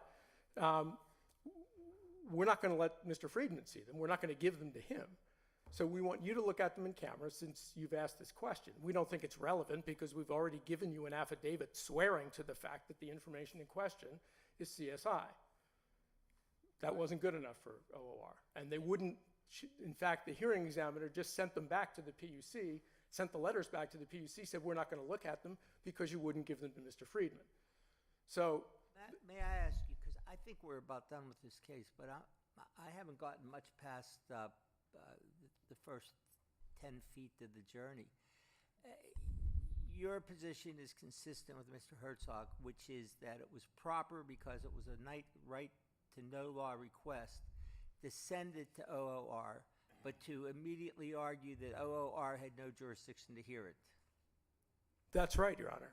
So that the law requires that you trick Mr. Friedman.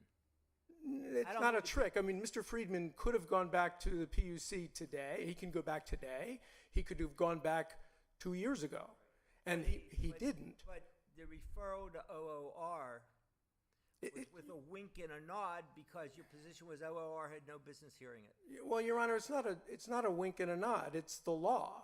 The PUC is bound by the right to know law to direct the requester on appeal to OOR. It's a statutory requirement. But doesn't the statute also say if it's CSI, PUC is bound to decide it with an appeal to Commonwealth Court? Yeah, except that Mr. Friedman said he didn't want CSI. All right. That's at page 4 of the record. That's his request. That's a fair point. And so he didn't want CSI. You sent him to OOR, but your position is that it's all CSI.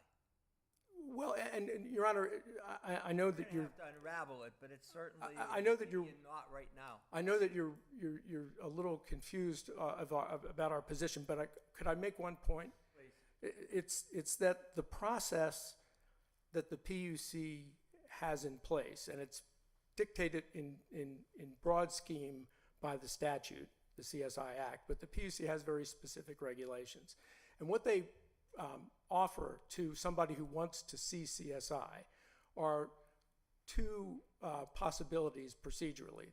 They can. But he didn't want to see CSI. That's what you. Well, I understand, but I think it's important to make this point that the process that the PUC has in place, the requester can ask for just to review the CSI, and that triggers a process where the Law Bureau and whoever is the custodian of the actual CSI get together and they try to figure out under what circumstances the requester could just look at it. And then that's what I referred to earlier. He might be asked to sign an NDA. He might be asked to subject himself to a criminal background check and may only be able to look at it but not take it with him, not give it to the public, in other words. And that's a possibility. The other possibility is the requester can challenge the designation of the material as CSI. Now, Mr. Friedman obviously thinks these blast radius calculations are not CSI. He could have gone to the PUC and challenged it. But he can't. But you're saying he can't do that in the OOR, and I think that's causing a stumbling block, at least for me, in your argument, because you want to say, I think, that the invocation of the mantra of CSI has to be taken on faith by OOR, notwithstanding the right to know law, and that even though PUC sent him to OOR, OOR can't look at it. They're a potted plant. And that's causing, given that the right to know law is on the books, that causes a disconnect for you in your argument. Well, Your Honor, there is the possibility that OOR can look at anything in camera. The question is sharing it with Mr. Friedman. So, for example, the cover letters, the PUC said to OOR, here are the cover letters. You can look at them. We've redacted some things from them, but you can look at them, but we want you to look at them in camera to support our position since you asked the question. We don't think it's necessary. We've got an affidavit in place that you should accept that says, you know, it's consistent with all right to know law. It's an affidavit of Mr. Metro who knows this material, who said, this is CSI, in my opinion, and Energy Transfer properly marked it. So there's the affidavit. OOR should have accepted that. They did not do that. It wasn't, for some reason, wasn't good enough for them. Can you understand Mr. Friedman's frustration? He writes you a letter, says, I don't want the CSI. You keep your CSI. You tell him you can't have these documents. I think if I was him, I would presume on a basis other than CSI, since I never asked for CSI, and go to the OOR who can decide it. Then when he gets to the OOR, even though he never asked for CSI, you say, first, it's all CSI, even though you didn't ask for it, and therefore OOR can't decide the matter. I could see that he could be frustrated, Your Honor, but Mr. Can Friedman... you see where this is a confusing scenario to us? Can you see how we're frustrated? And I guess we're going to have to go in, somebody's going to go into the record and try to figure this out, but Yeah, this is all well laid out in the briefs, and if it wasn't in the oral argument, that's on me. But the point is that we're going to finish, so take your best shot right here. the procedures are in place at the PUC. Energy Transfer, by the way, puts out an enormous amount of public information, is required to by federal regulation, does so. That we tell people the approximate location of the pipe. We don't want to give them the exact location. How to recognize a leak, what to do if a leak is suspected, what not to do, what the hazards are. We do all that public information stuff. We train emergency responders. But not in this case. Bothers me a little bit. Did you provide that information in this case? Mr. Friedman already has it. He lives within 1,000 feet of the pipeline, so he gets it every 2 years. He can access it from his local community. He has all this information. Thank you very much. Thank counsel, and we'll straighten it out.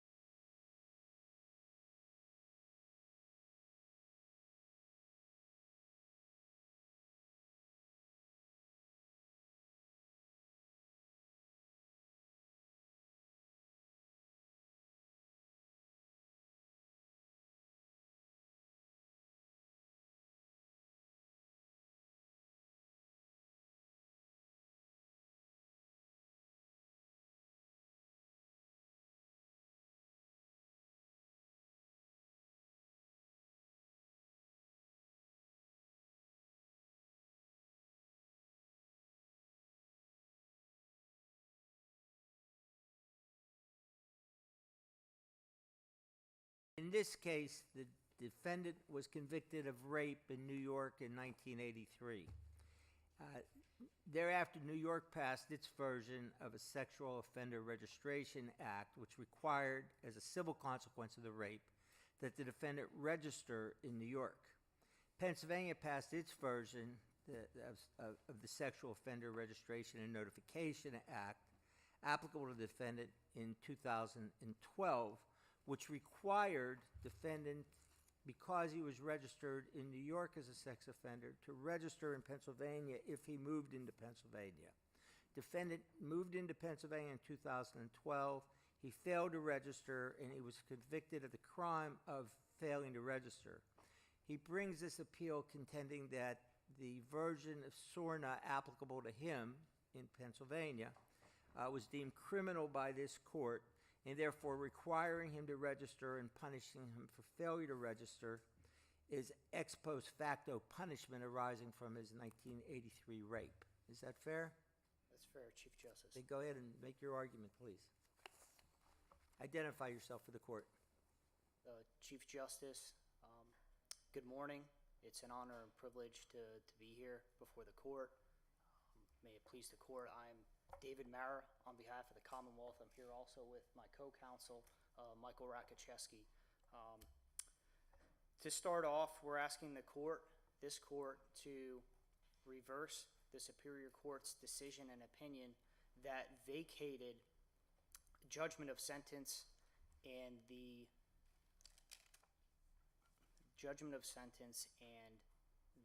conviction, reversing the conviction in this case and discharging the Aplt of custody. The real, bulk of the error that we believe the Superior Court made en banc in this case is their analysis when it comes to the ex post facto clause. And I know that I asked this court to really look at the history behind the ex post facto clause. I know that in Commonwealth versus Muniz, Justice Doherty, who authored the plurality decision in that case, as well as Justice Weck, both go through the history of the ex post facto clause and the policy considerations that were on the minds of the framers when that clause was incorporated into both our federal and state constitutions. And I don't think either justice put that in there for fun. It's important, I believe, to this court. It's important to the Commonwealth. And I think when you go back to that history and you look at those policy concerns, they're not here when as applied to the Aplt in this case. And why is that? Our position is the Superior Court put a lot of weight and analysis on the out-of-state conviction, rape in New York. And they really did not look at the Calder factors that I believe in the proper way. And the reason for that is we're talking about a crime that was committed in 2016, not 1983, not in 2012, not in 2015. Mr. Santana moved to Pennsylvania in 2015.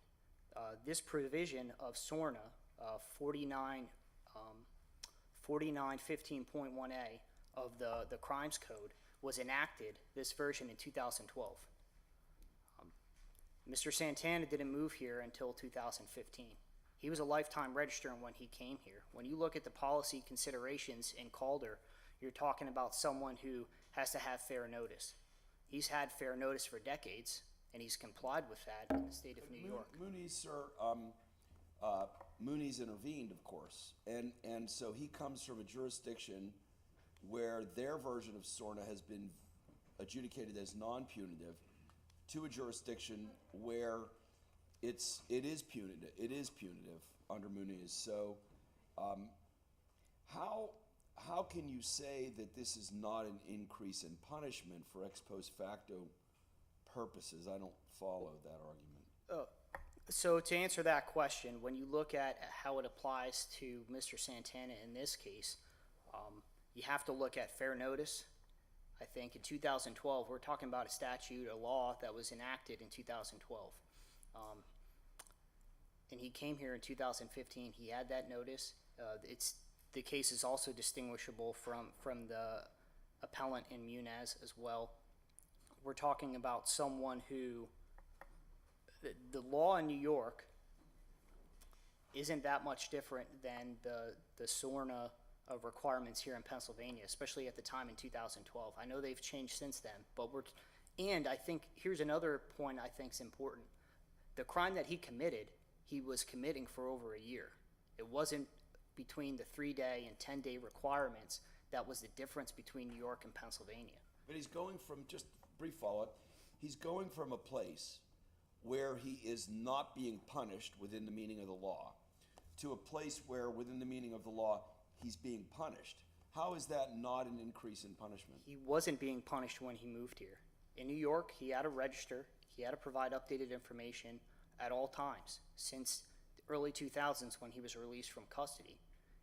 When he moved to Pennsylvania, the only difference was a 7-day time period when he had to update that information. And the appellant was in charge, Mr. Santana was in charge in this case almost a year after that. For a whole year, he wasn't updating it. We're not talking about someone who waited 6 days to say, hey, I got a Facebook account that I'm hiding my name on, or hey, I got a new job here, which is what the appellant was doing in this case, or Mr. Santana was doing in this case.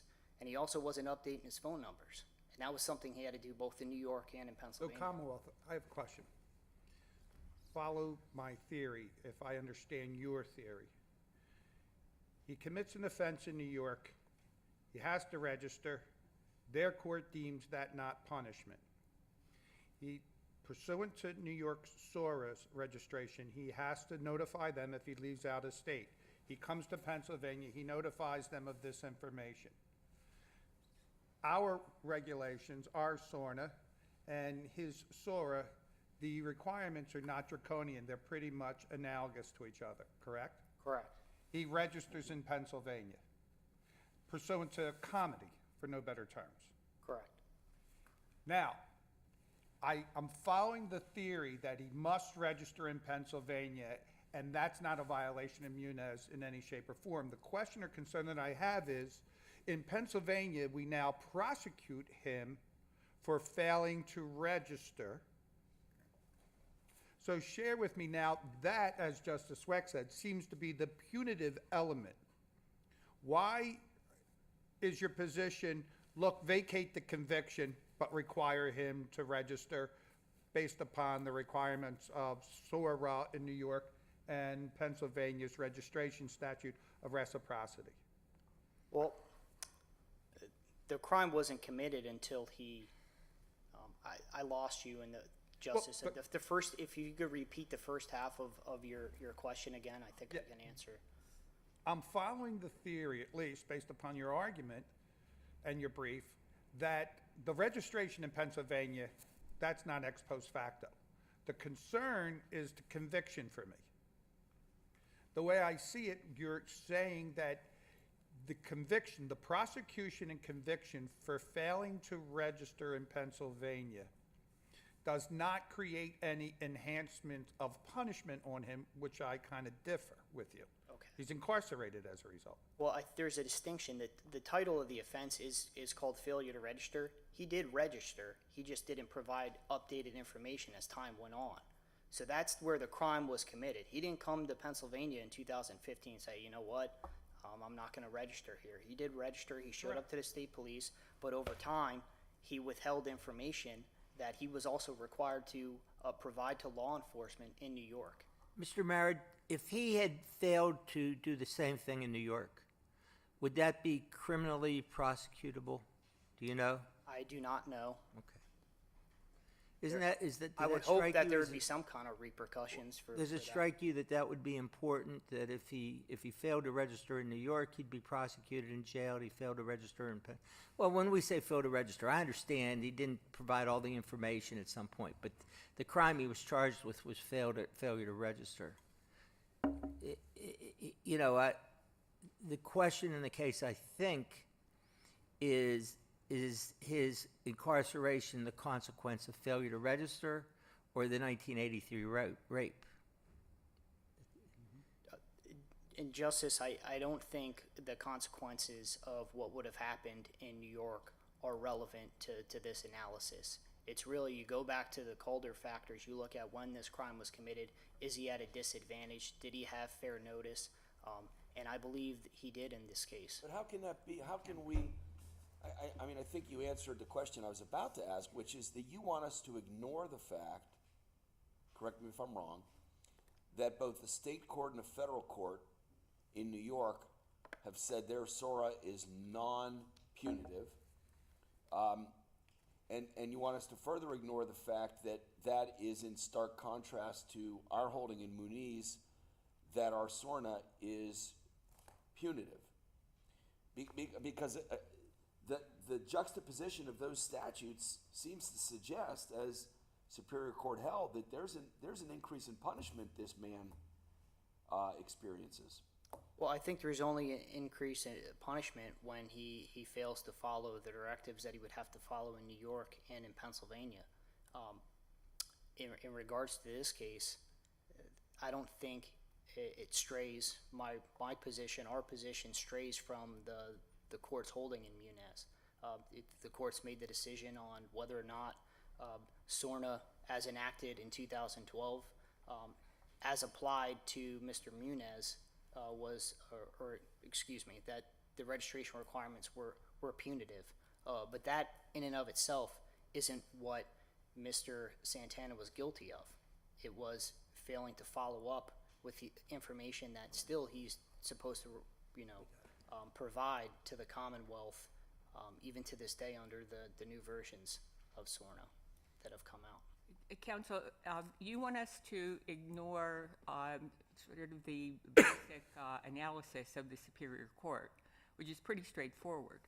In 1983, when he was convicted of committing this rape, there was no extant punishment in Pennsylvania equivalent to the registration requirement. And consequently, applying that registration punishment, as we have recognized it to be in Pennsylvania, to the defendant in this case is a violation of the ex post facto clause.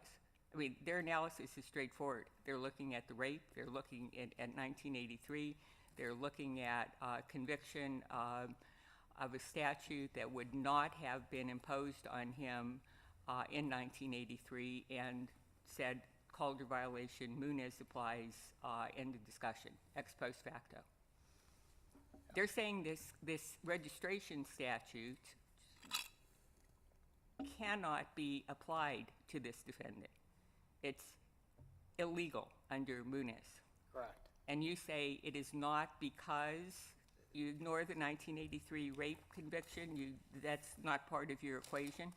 Well, what I'm asking the court to do here is apply the Calder factors, which, when you look at the core of what it says, it's a two-part, obviously, standard. The first is the law at issue here, which is 1415.1a.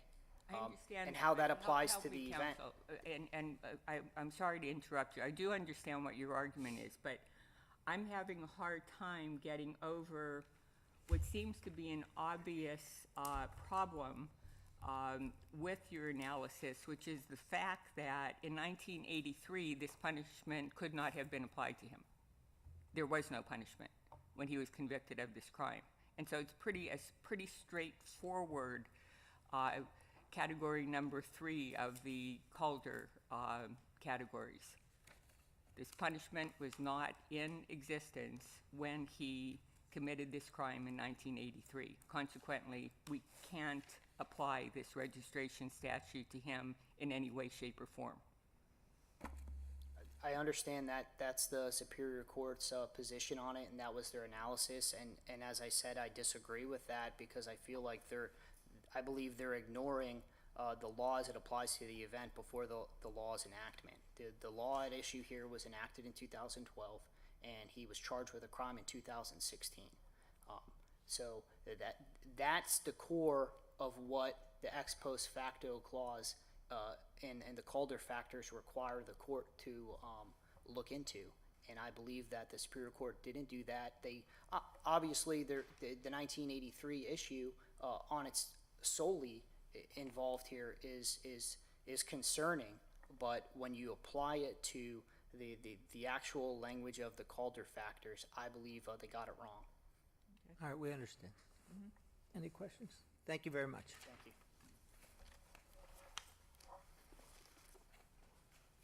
Good morning, Attorney Mera, Attorney Rakachevsky, judges of the Supreme Court. Thank you. My name is Eric Kloss for the appellee, David Santana. The Superior Court got it exactly right. The trial court, when considering this case, we objected under Muniz the day that it came out, because he had been sentenced the day before. The trial court applied a test which just doesn't exist. The Commonwealth is arguing, and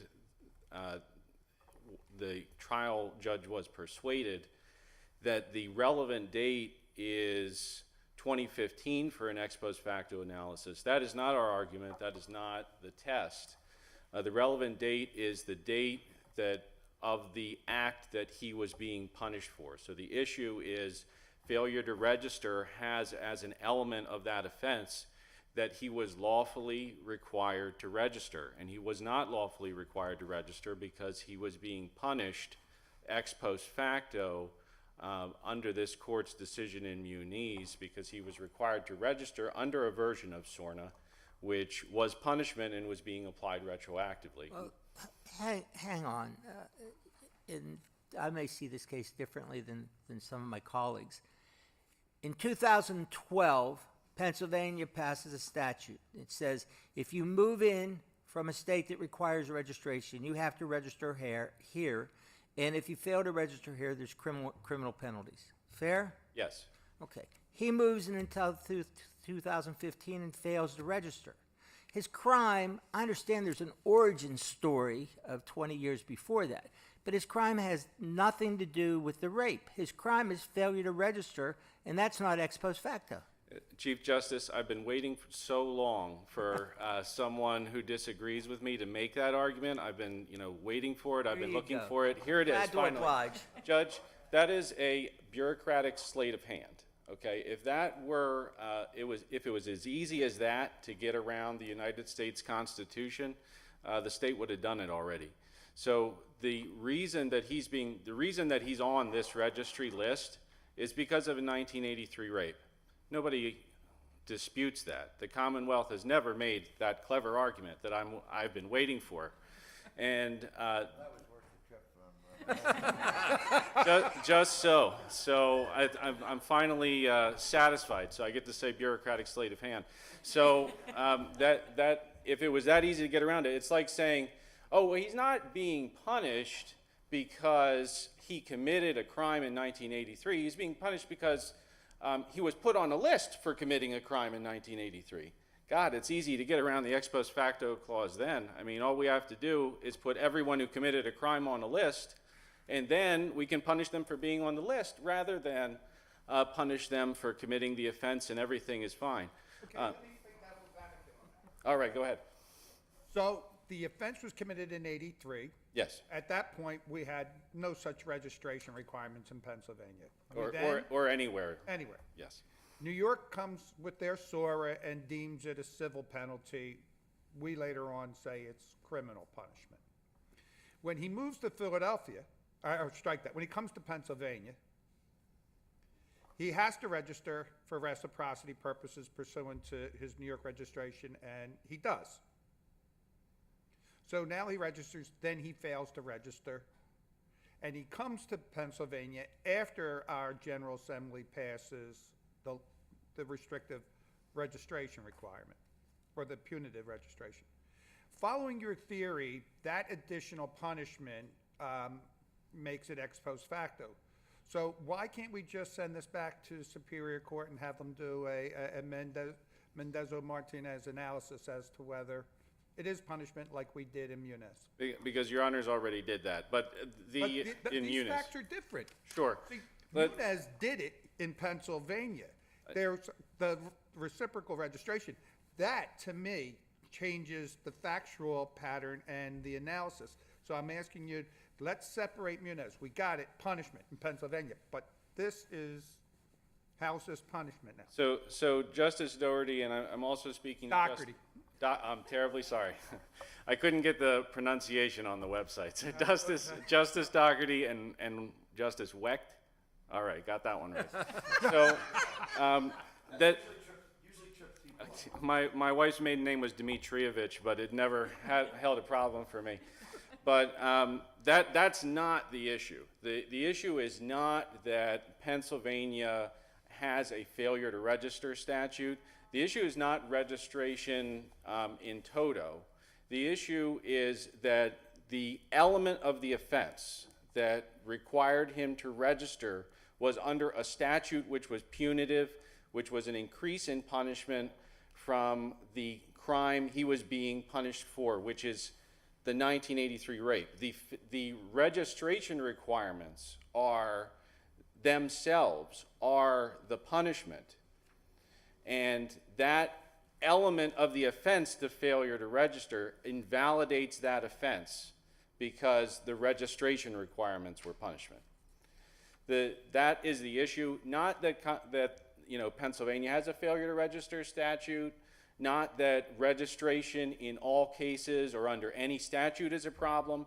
This court does a careful analysis as to whether or not a particular version of SORNA or Megan's Law, as it was previously called, causes a punishment issue for ex post facto purposes. This court has found that a number of versions were just fine.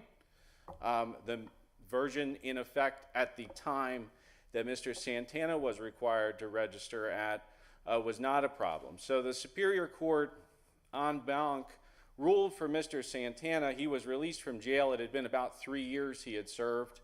But he went back to registering in Pennsylvania because there's a new version of SORNA now. The legislature passed a new version. We haven't alleged any problem with the new version. Subsection I? I'm having trouble keeping track of all the subsections, but there's I and H, so it's one of those two. And so there's a new version, and so we're not saying that Mr. Santana doesn't have to register under the new version or anything of that nature. It's the fact that the version he was in effect at the time that he was alleged to have committed and ultimately admitted to committing the failure to register was an illegal version. I guess what I'm asking you is your request to us to vacate the conviction only, since you just admitted pursuant to subchapter I, he has to register? So, Justice, I would just ask that you affirm, because they already did that. So they vacated the conviction and dismissed the charge because he was charged at a time when that version of Megan's Law was in effect. I have two questions for you. The first is, there's a third theory. I still like my theory, notwithstanding your characterization of sleight of hand. I take that as a compliment and not a criticism. Well, being clever is good for a judge, so. But there's another theory, which was the trial court's theory, which is that the underlying purpose of ex post facto is to provide fair warning. And he had fair warning because he had to register in New York and he moved into Pennsylvania. And the trial court cited some Indiana cases where its Supreme Court held precisely that there was no ex post facto because he was well aware he had to register in New York, well aware he had to register in Pennsylvania, and well aware of consequences for non-registration. So, I don't mean to cut you off. No, I'm not. Yeah, Okay. I'm done. All right. I have one more question, but answer that one first. There's a number of responses I have to that, and again, I will just beat the dead horse a little bit. The relevant date is 1983, so fair warning at 1983. That's number one. We can't look at every other criminal conviction from an out-of-stater and say, okay, we're going to pass a law as soon as that person from New York or as soon as that person from Indiana or Delaware or whatever other state enters our jurisdiction, we are going to punish them because previously in some other state they got a traffic offense, a domestic assault, something like that. They're going to know we're going to pass the laws. They're, constructively, they know that we assume knowledge of the law. They know as soon as they enter into Pennsylvania, we're going to punish them. So no big deal. That's not the way it works. It's not the relevant constitutional inquiry. And when you look at Calder v. Bull and you look at this court's decision in Commonwealth v. Rose, which was in 2015, the issue is when committed. The language is in there. There's no dispute that has been the language for more than 220 years, and probably before that, but you can't convince me to read Blackstone. So, that's just what it's been set down as. No one has ever said this before. The novel argument that the Commonwealth is making has never made a case in that time, and they essentially have no case law in support of their argument. The Indiana Supreme Court so held, but Okay. they were wrong, I assume. Well, maybe we should pass a law against people in Indiana. But regardless of that, that's neither here nor there. I jest, but Chief Justice, if your other question, please, if you'd like. The trial court, I think it was Judge Higgins of Monroe County, who I thought did a wonderful job on this case, and a thoughtful job. And sometimes an appellate court can reverse, and these cases are difficult. He pointed out, and it may just be a collateral consequence of this, that we could become the state of refuge for every sex offender in the United States because under the Muniz case and under your argument, if they come to Pennsylvania, they don't have to register, they don't have to tell us they were ever sex offenders, and they can live here with immunity. I noted that as well, and that was essentially what they argued at the trial court. I think our legislature is concerned about that issue. I think it is a legislative issue. I liked the en banc Superior Court's comment on that, where they actually, towards the end of their opinion, they quote Justice Scalia, who's probably my favorite justice. But thank you, Judge. That's a consequences argument, and this court is tasked with figuring out the law, and then based upon that law, the legislature will act, which they have already done. But in all seriousness, under your view, and you may be right, that may be a consequence we have to live with, but under your view, there's nothing the legislature can do because you're stuck, respectfully, at 1983.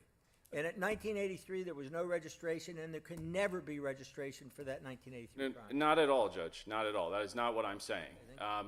All the legislature has to do is pass a version of Megan's Law, which is not punishment, and then it doesn't violate the ex post facto clause.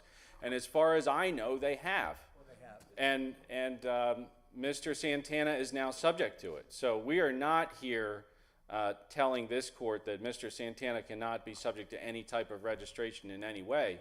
We are only saying that when it's punishment, you can't convict him for that. Fair enough. Good answer. Anything, anybody? Thank you very much for your time. Color.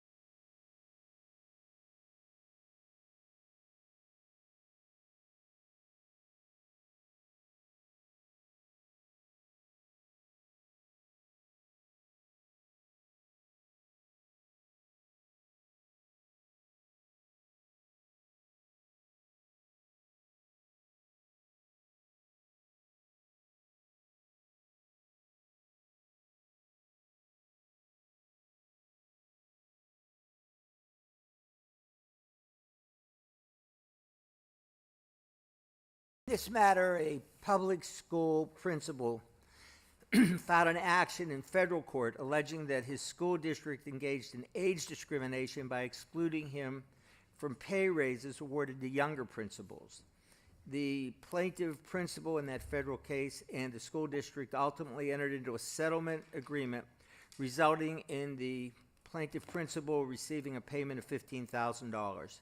We granted allowance of appeal to assess the impact of that settlement agreement and payment on the plaintiff principal's retirement benefits. So you represent Appellant, go right ahead. Good morning. May it please the court, I'm Dwight Decker here representing the Public School Employees Retirement Board. I'll look this up a little bit, I'm a bit loud. To be clear, a settlement payment does not need to be called back pay to count as compensation under the Retirement Code, but it does have to be back pay. There are no magic words that can turn non-compensation into compensation. The irony here is that the Commonwealth Court has, in fact, created magic words now. Those magic words now are income qualified for full pension credit. It now doesn't matter what the statutory requirements for compensation are, how it's defined, what elements the board may find. Other than that, if you write a settlement agreement, you use those magic words, the board's hands are tied, and now whatever amount you call income qualified for full pension credit is now compensation under the code.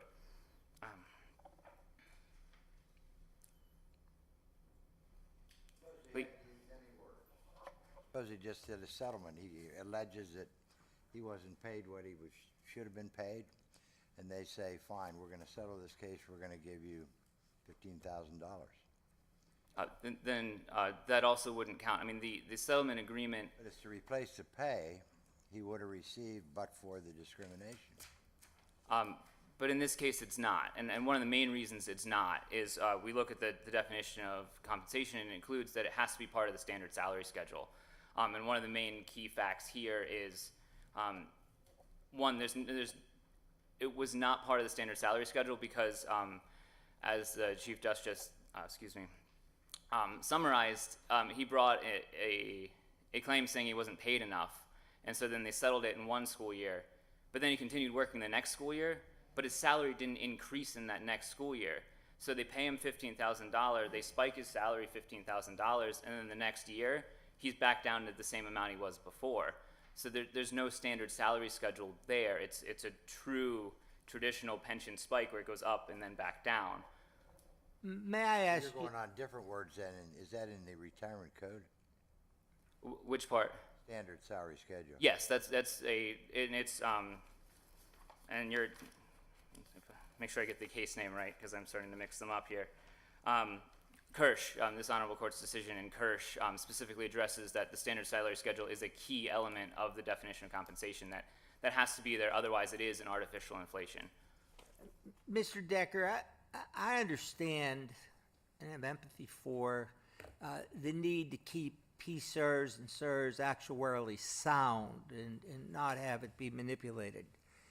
But I note that you've won every one of these cases that I looked at in preparing for it. And what occurred to me was, how would somebody who's constrained to bring that federal age discrimination case actually comply with SERS? Would they have to hire an actuary and determine down to the penny how much they lost and how much they would contribute, make that contribution, and then pay interest on that contribution because it was late getting to PSERS? Not to be flippant, because it might sound this way at first, but all they need to really do is pick up the phone. I mean, you and your honorable court only sees the cases where they don't meet the requirements. There's tons of these matters where the settlement agreement works because they take it and they relate it back to when it was earned. They pay the contributions on it in the years they should have been earned, and we correct the record, and it all makes sense. It fits the standard salary schedule. And everything's good, and we accept that, and it comes in. I mean, the guidelines for what needs to be in that settlement agreement are on PSER's website. It's only the cases where it doesn't fit that come up here. All the cases where it does, it gets resolved, and to be candid, there are quite a number. And out of curiosity, and I guess I can Google your website, but out of curiosity, if he had lost money in 2015, 16, 17, and the case resolves in 2019, he would make contributions for 2016, 17, 18. Would he also pay you interest on the monies that were not contributed? I don't believe so. Not being the actuary or having gone through that granular level, because they don't even get to me, but I don't believe so. They just pay the contributions that were owed at that time. And they go in, and then that's where really the cost-sharing part of the system comes in, is we correct it, you pay the contributions, and everyone shares that kind of ebb and flow. What you can't share is the spike, because it goes back to if one person spikes, it doesn't look that bad. This is 15,000, but if it's 50,000 and everyone does it, well, now the system gets less and less funded, the contributions go up, et cetera, et cetera. But was his mistake here not accepting the 15,000, but rather not calling PSERS and saying, I have this 15,000, tell me what I owe you and I'll pay it? I'm not sure where his mistake was. The agreement represents the best they could do and the best they could agree to. And by the four corners of the agreement, it doesn't meet compensation. I can't get into their minds because it's a fully integrated Well, but agreement. what I'm asking you is, assume that the district had offered him $250,000, and that was a wonderful settlement, so he took it. Can he call PSERS and say, tell me how much I owe you to keep you actuarially sound, and will you tell him and allow him to pay it? Obviously not, and thank you for rephrasing. The issue is the entire system is based on predictability and the actual definition of compensation. To go back to Kirsch, the union leave case, under the school code, you only get credit for what you should have earned as a school employee. You can't go and say, well, I'm going to make $250,000 this year.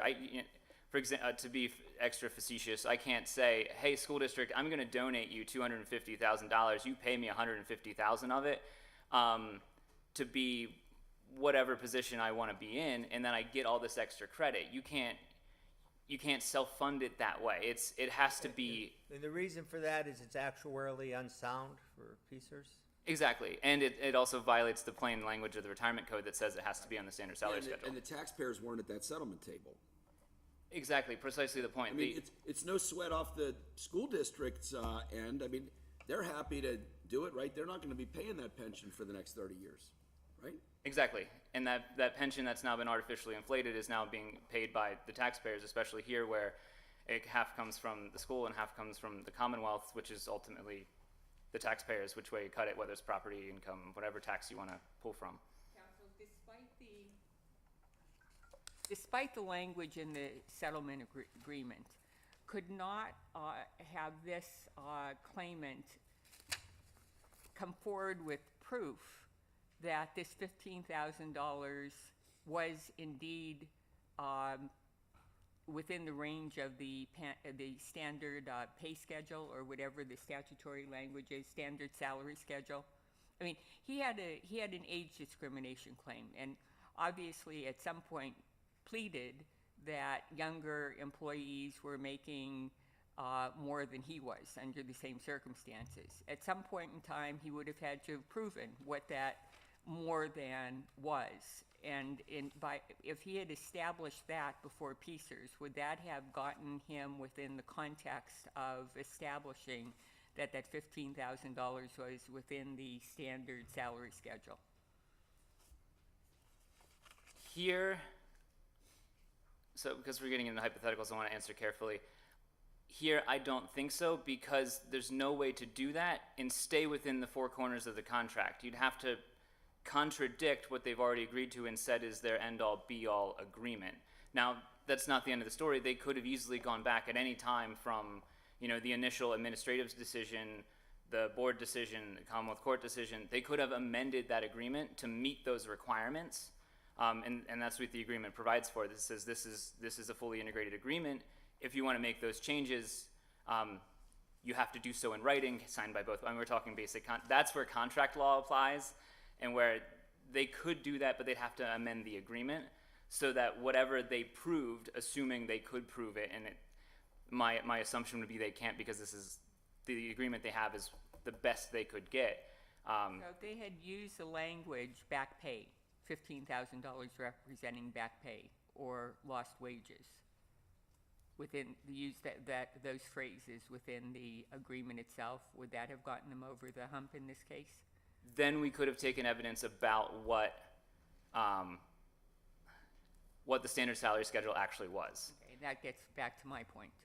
Yeah, the agreement was the threshold issue. The agreement is a stumbling block which they cannot get over, because just for one of the reasons being that spike I was talking about earlier, it mismatches to whatever the standard salary schedule would be.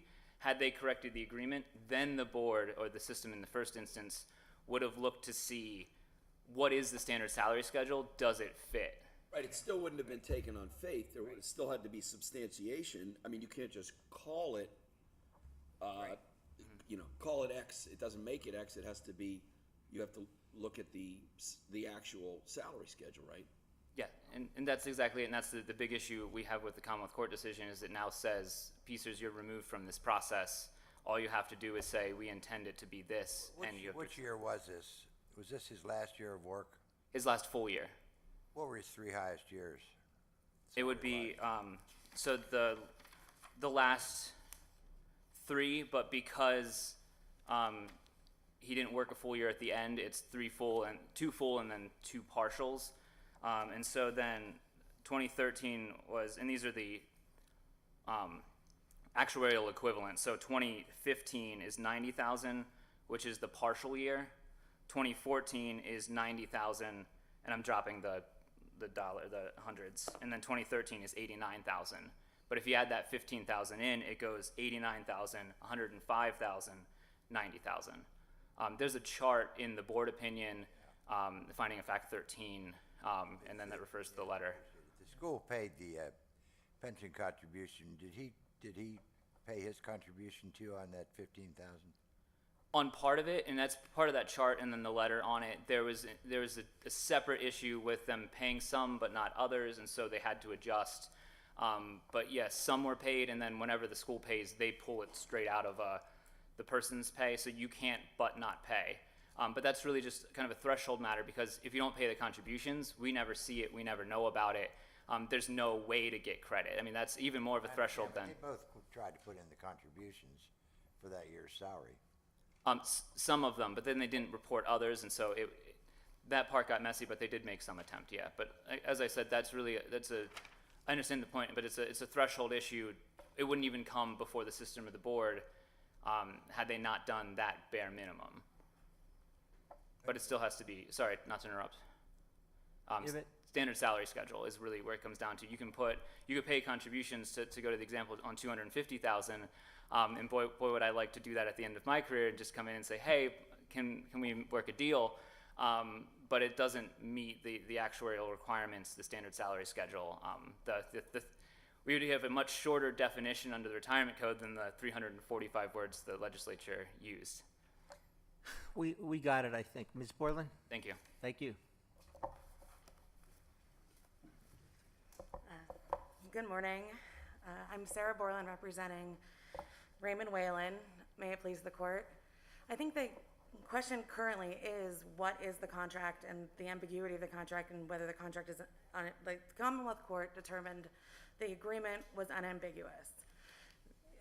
My learning counsel wants you to believe that somehow the Commonwealth Court established magic words. Instead, the Commonwealth Court looked at the agreement in totality. Why does that bind the board? I mean, the board's not a party to that agreement. What's to stop any school district and any teacher or administrator from agreeing to the pension fund paying the sky, right? I mean, paying the sky amount.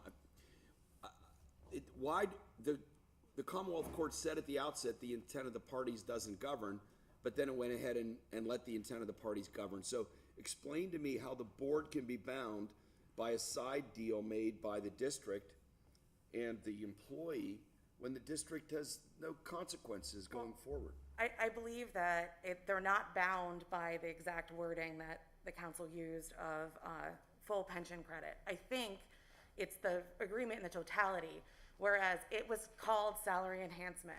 In the agreement, they specifically referenced the fact it came out of an age discrimination, a federal age discrimination lawsuit based on salary. In that age discrimination lawsuit, it was based on the salary schedule from the administrative compensation plan. The allegations of that suit were that he did not receive raises through the salary schedule established as the younger principals did. But Justice Weck's question remains unanswered respectfully. Are you familiar with our decision in Horner? Yes. Okay. So we said in Horner, as an independent administrative agency governed by statute, PSERS cannot be bound by characterizations of money payments made to a PSERS member pursuant to a private contractual settlement to which it is not a party. Now, aren't you asking that we overrule that case? No, I'm asking within that case, there is also statements made that there are times when the settlement agreements do apply, and that is when it's under the salary schedule, that it is for a definitive time period, and I believe there's a Right, third issue. but you're implicitly conceding that the Commonwealth Court got this wrong, because the Commonwealth Court said, we can decide this is a matter of contract law, because these two parties entered into a contract, which was the settlement agreement, and that ignores that PSERS was uninvolved. So you're arguing an alternative theory in support of affirmance? Not exactly, Your Honor. Or do you think the Commonwealth Court got this right? I do believe the Commonwealth. So how do you, I'm sorry, I didn't mean to step on you, but how do you reconcile that the Commonwealth Court, as Justice Weck said to you, said that this contract between school district and principal, as a matter of law, is binding on PSERS, when Horner says, as I just read to you, you can't bind PSERS because it was not part of the contract? Well, I believe that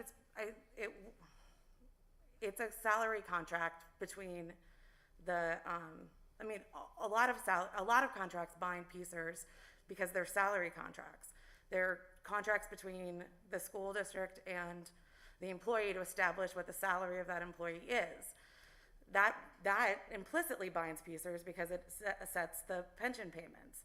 In this case, it's a salary contract. Well, you're putting the bunny in the hat, though, because you're assuming that it's salary. I mean, it why was. is it too much to ask that a salary schedule be attached? And it's not here. In this case, let's see, this agreement says that $15,000 should be attributed to a single year, but you yourself in your papers concede that it's not. You say that it's for the final 3 years of employment.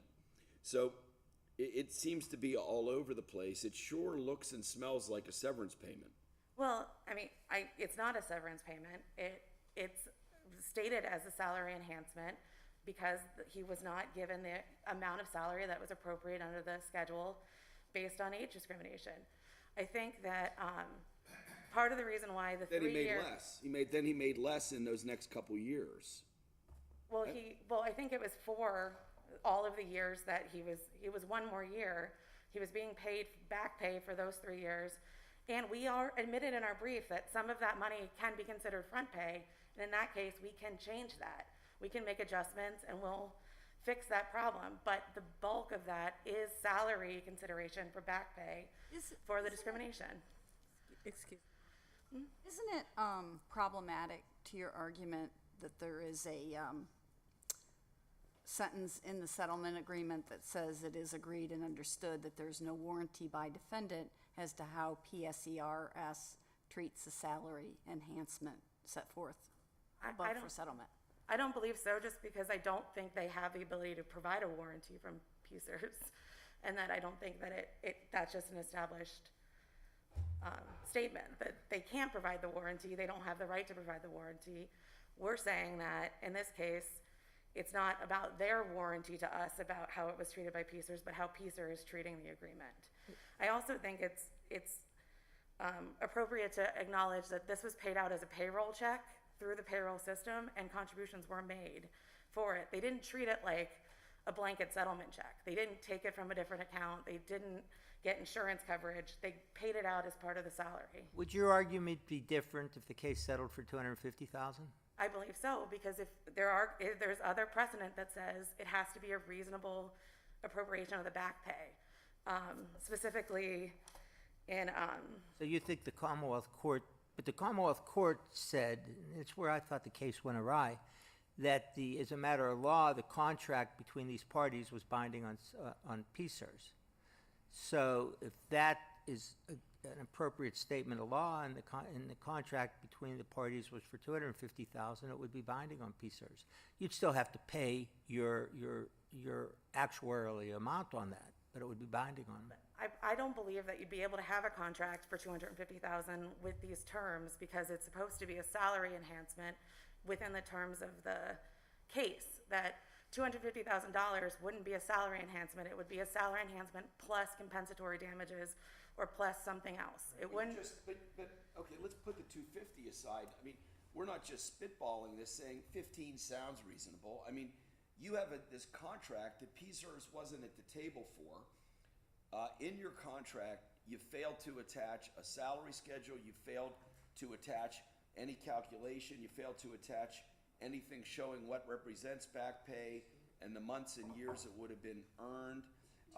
And distilling the Commonwealth Court opinion, it seems like the message from that opinion that we're being asked by you to validate is whatever the parties put a label on, we have to take and accept on faith, regardless of the consequences it'll have on the fund.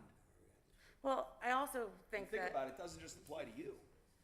That would apply to PSERS folks around the Commonwealth into the future. I agree that it's a larger application, but this is, in this situation, it's a summary judgment motion in which we are supposed to, all the facts are supposed to be construed in our favor in this argument, and that we don't have all of the facts are that in our favor, that it's a salary thing and it's limited to this specific situation, which specifically stated in the contract it was a result of a federal age discrimination lawsuit. I think that's a limiting factor when it comes to other people's agreements.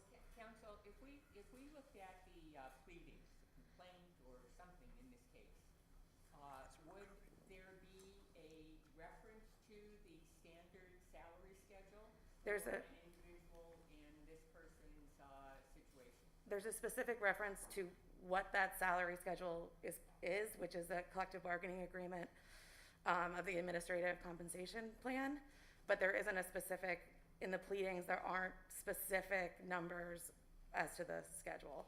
But the reference is there, and the schedule is clear that our client is under the administrative compensation plan, as was all the other principals in the case that were younger. So you're suggesting at the very least, your client should have had the opportunity before PSERS to establish what the standard salary schedule was? Yes, at least. Anything further? Anything you'd like to say in conclusion? No, I think I'm good, Your Honor. Well, it's well argued. Thank you very much.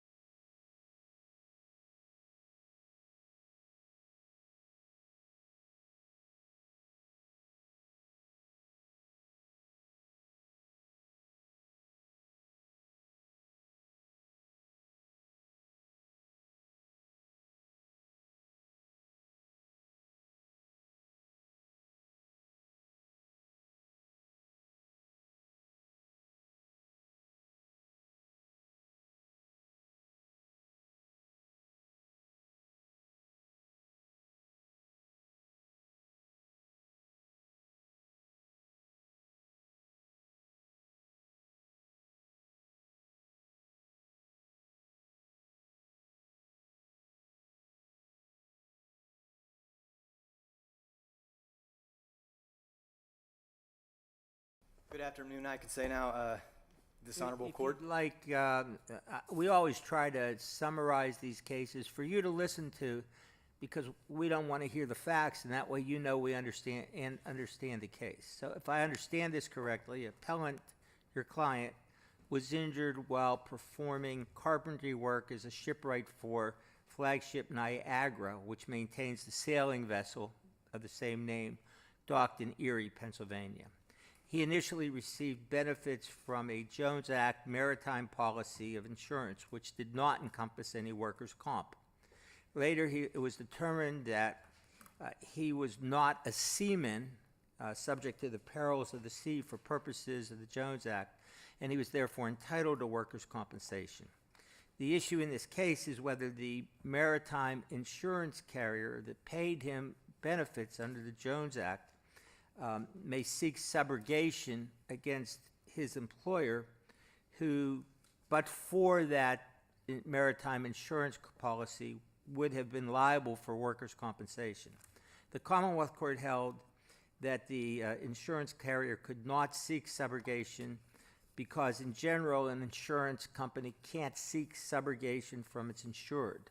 But we granted allowance of appeal to determine if that conclusion should be applicable where the Workers' Compensation Act, Section 319, seemingly contemplates and permits subrogation, and where the maritime insurer makes the point that it's seeking reimbursement for a risk that it did not insure against. Again, a relatively complicated case. That's correct. That's correct. Go right ahead. May it please the court, I jumped the gun. I apologize. That's all right. Tim Einini here for Mr. Arlet. I think those facts are very clear, and I'm going to keep this as brief as I can. I know we're the last argument of the day. Generally, what this case concerns is the application of subrogation within the Workers' Compensation Act. It's its own vehicle, and subrogation within the act deals with situations where a lot of times someone gets injured, an insurance company pays, who then ultimately winds up not being responsible because the injury winds up being determined to be compensable or a work-related injury, which means that the entity that should be paying is the workers' compensation carrier, which then means under Section 671 that first insurance company is entitled to subrogation for what they paid because they should not have paid it. Why this case, I believe, went astray at the Commonwealth Court level is when this case started, it was initially postured as Jones Act only, which means that this was a marine or a maritime injury, which only would have implicated Acadia. How we got involved with this is because on the workers' comp side, Mr. Arlet was first determined to be preempted by Jones Act, meaning only Acadia should pay, that's it. Over the subsequent appeals that occurred, the issue was, look, this individual got hurt leaving the museum when he slipped and fell. He's not a sailor. He's not on this ship that's sailing the Great Lakes. He's not a crew member. In fact, he's not somebody that would be covered by the Acadia policy. So what he's entitled to is workers' compensation, not Jones Act benefits. And the ball moved up and down where first he was preempted, then after an appeal, the board said, well, we don't think he's a seaman, but we think he may be a crew member. And then the argument on the subsequent appeals is, well, how can he not be a seaman subject to the perils of the sea, but still be a member of a ship that's sailing on the sea? Finally, we get to the Commonwealth Court, who now says, one, yeah, he's not a seaman, and actually, two, he's not a crew member, because under federal law, those two terms are interchangeable. So if the policy says 17 crew members are covered, clearly crew member, that term means seaman. So he's not a seaman and he's not a crew member. So now we're at the end of the road 10 years later, and what we have here is a situation where Mr. Arlet wasn't a crew member, he wasn't a seaman, he wasn't on the ship, and in fact, he was only entitled to workers' compensation. That's the exclusive remedy. So now we're in that normal context of you have Acadia, who paid 10 years ago approximately $50,000 for benefits that they thought they should have paid under their policy. Now they say, well, wait a minute, we shouldn't have paid any of this. We're a non-responsible insurance company. Just like the non-responsible insurance companies that are covered under Section 671, 99.999% of the time. The curveball in this case is that the flagship Niagara or the Niagara League, the employer, they didn't have workers' compensation insurance. So when we get to the end of the road, there's not a carrier that would typically be the responsible party to pay back or subrogate Acadia. And that's how UEGF and SWIFT comes in. Now, the error with the Commonwealth Court decision is this. They're saying that Acadia can't subrogate in this instance because the Niagara League is there insured. But the cases they cite deal specifically with civil actions where an insurance company sues their very own insured on a claim or a loss that they were supposed to pay on. And we broke this down in our brief, and I don't want to, as you've been saying, beat a dead horse here, but the three cases that the Commonwealth Court cites, two of them dealt with fire insurance, where buildings burned down. And in those cases, the insurance company who issued the fire insurance policy paid out for the fire damage, as they were supposed to, because those payments were covered under their policy. They then turned around and sued the store owners, or tenants in both of those cases, and in one of those cases, they also sued somebody who did work in that building that burned down, who also happened to be their own insured. But at the end of the day, both of them were insureds who would have been paid under their policy. That's not what's happening here. First of all, this is not an instance where Acadia has sued the Niagara League. And this is not an instance where Acadia is trying to get back money that it was supposed to pay in the first instance. The concern in those cases that the Commonwealth Court cites for this general proposition of an insurance company can't subrogate to its own insured, the concern is there shouldn't be a windfall to the insurance company. I shouldn't issue you fire insurance, your building burns down, I'm required to pay out to you, you've paid premiums for that benefit, I pay you, and then I turn around and I institute an action against you and say that for other reasons, you're supposed to pay me back. Because now you've paid premiums to me, and now I'm getting back what I was supposed to pay to you. Here, that's not implicated by this at all, and I think that's where the court got tripped up. Acadia is not an insurer who was supposed to pay Arlet or the Niagara League anything. Because the minute the Commonwealth Court says that last piece, he's not a crew member, as that term's defined under the policy, Acadia had no business paying anything. Let me ask you, I understand your argument entirely. Is, in your view, your claim covered by Section 319 of the Act? I believe that it is. Yeah, and one of the things that is not necessarily brief, but I thought it went without saying because it wasn't discussed at any of these court levels, the subrogation provision says where an employee receives payments of disability or medical expense resulting from an injury in the course of his employment that's paid by the employer or an insurance company, on the basis that the injury or disability were not compensable under this act, in the event of an agreement or an award for that injury, the employer insurance company who made the payment shall be subrogated. So you look at the term insurance company, and when you look at what the act defines as insurer, it's essentially any insured corporation under any domestic state, any law of the state. And Acadia is an insurance corporation. They're an insurance company. I don't see how they are any different than the normal context in workers' comp. What typically happens here is if an injured worker is in a motor vehicle and gets in an accident, in the first instance, there may be motor vehicle coverage who pays that worker for benefits on that car. It then turns out down the line that, wait a minute, this is a work-related injury that should have been paid by the work comp carrier. That motor vehicle insurer says, well, wait a minute, we paid $25,000 to Mr. Smith. We weren't responsible. The workers' comp carrier was. We're entitled to subrogation. My argument is that Acadia is the same. As a trial court judge, which some of us did, and I did for a long time, see it the opposite. The worker is injured. The workers' comp pays, let's say, $1 million between the medical expenses and comp. The claimant has brought, the employee has brought an action against the third party, saying the third party is responsible. And the case comes into the courtroom, and what the plaintiff's lawyers say is, we have $1 million comp lien. And you hear that all day long. And therefore, if you're the trial judge trying to conciliate the case to settlement, that you have to get the $1 million back to the compensation before the plaintiff gets a penny, and that makes it difficult. Right. Is that the same analogy here?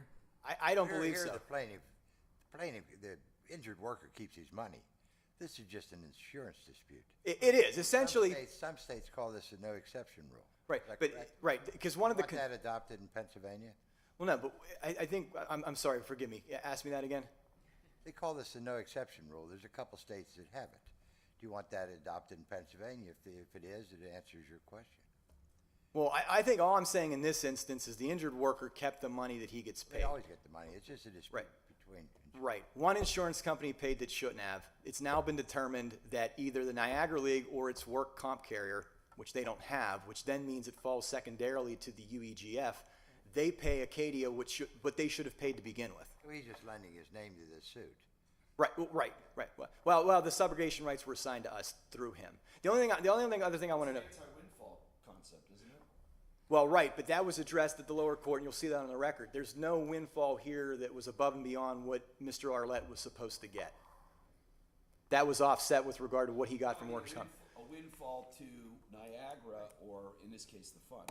Oh, absolutely. Right. I mean, because and that's what I wanted to get to last, which is there's a public policy concern here, because what this precedent really is saying from the Commonwealth Court is you have a result now where somebody paid when they should not have paid at all, and someone else has been determined to pay for this as a compensable work injury who doesn't have to pay them. So now I'm thinking of situations where if I own a bakery and I don't carry workers' comp insurance, but I have a fleet of vehicles with, I don't know, insurance coverage, motor vehicle insurance coverage, someone slips in my bakery, I call up State Farm or whoever the insurance company is and say, this individual has injuries that's covered under the car policy. They pay 20 grand.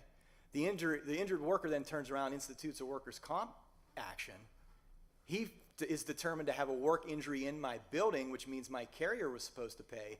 Now, State Farm says, hey, we want compensated for what we shouldn't have paid, and now they're out when they weren't supposed to pay anything to begin with. I mean, that's essentially what's going on here. Any other concerns? I'll be brief. Thank you.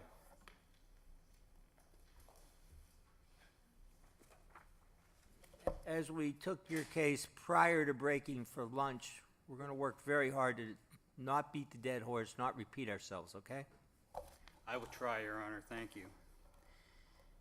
Please, the court, Mr. Chief Justice and Mr. and Madam Justices, my name is George Joseph, and I'm counsel for the Flagship Niagara League. I'll first take the opportunity to remind the court that Attorney Mazin and I filed a joint application to divide the argument, and having been granted, I will address the issue of whether the insurer cannot subrogate against the insured and the contract interpretation of the insurance policy itself. Attorney Mazin will address how the uninsured employer guarantee fund cannot be held secondarily liable without a responsible primary employer, and the bar of sovereign immunity. So for those purposes, you may direct your questions. I want to take issue first. The court, in summarizing the facts, said a couple of things that I think may be erroneous here. First, that benefits were paid under the Jones Act. I think the Workers' Compensation Appeal Board, in its second decision, December 4th of 2018, made a determination that the benefits were paid under the commercial hull policy. And I think if you read the policy, which is contained in the reproduced record, you'll find that it's much broader than any Jones Act policy. Interestingly enough, if you look at the policy and the 20-plus pages of that policy, you will not find the words Jones Act in it. And of course, the Jones Act pays benefits to seamen. If you look at the 20-plus pages of that policy, you will not find the word seaman. What you will find is that the insurance company, Acadia, agrees to pay for loss to or injuries to a member of the crew of the vessel named. Well, forgive me, counsel, but to use maybe a fortuitous metaphor, hasn't that ship sailed? I mean, isn't the law of the case here, so to speak, that this properly was a comp case, not a Jones Act case, and that you should have paid?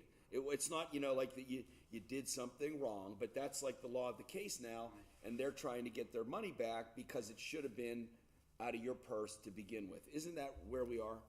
I would respectfully disagree. I think the appeal board, the Workers' Compensation Appeal Board, in its decision, reviewed the language of the policy, and it talked about ambiguities in the policy of insurance. The fact that the term member of the crew member, was not defined anywhere in the policy.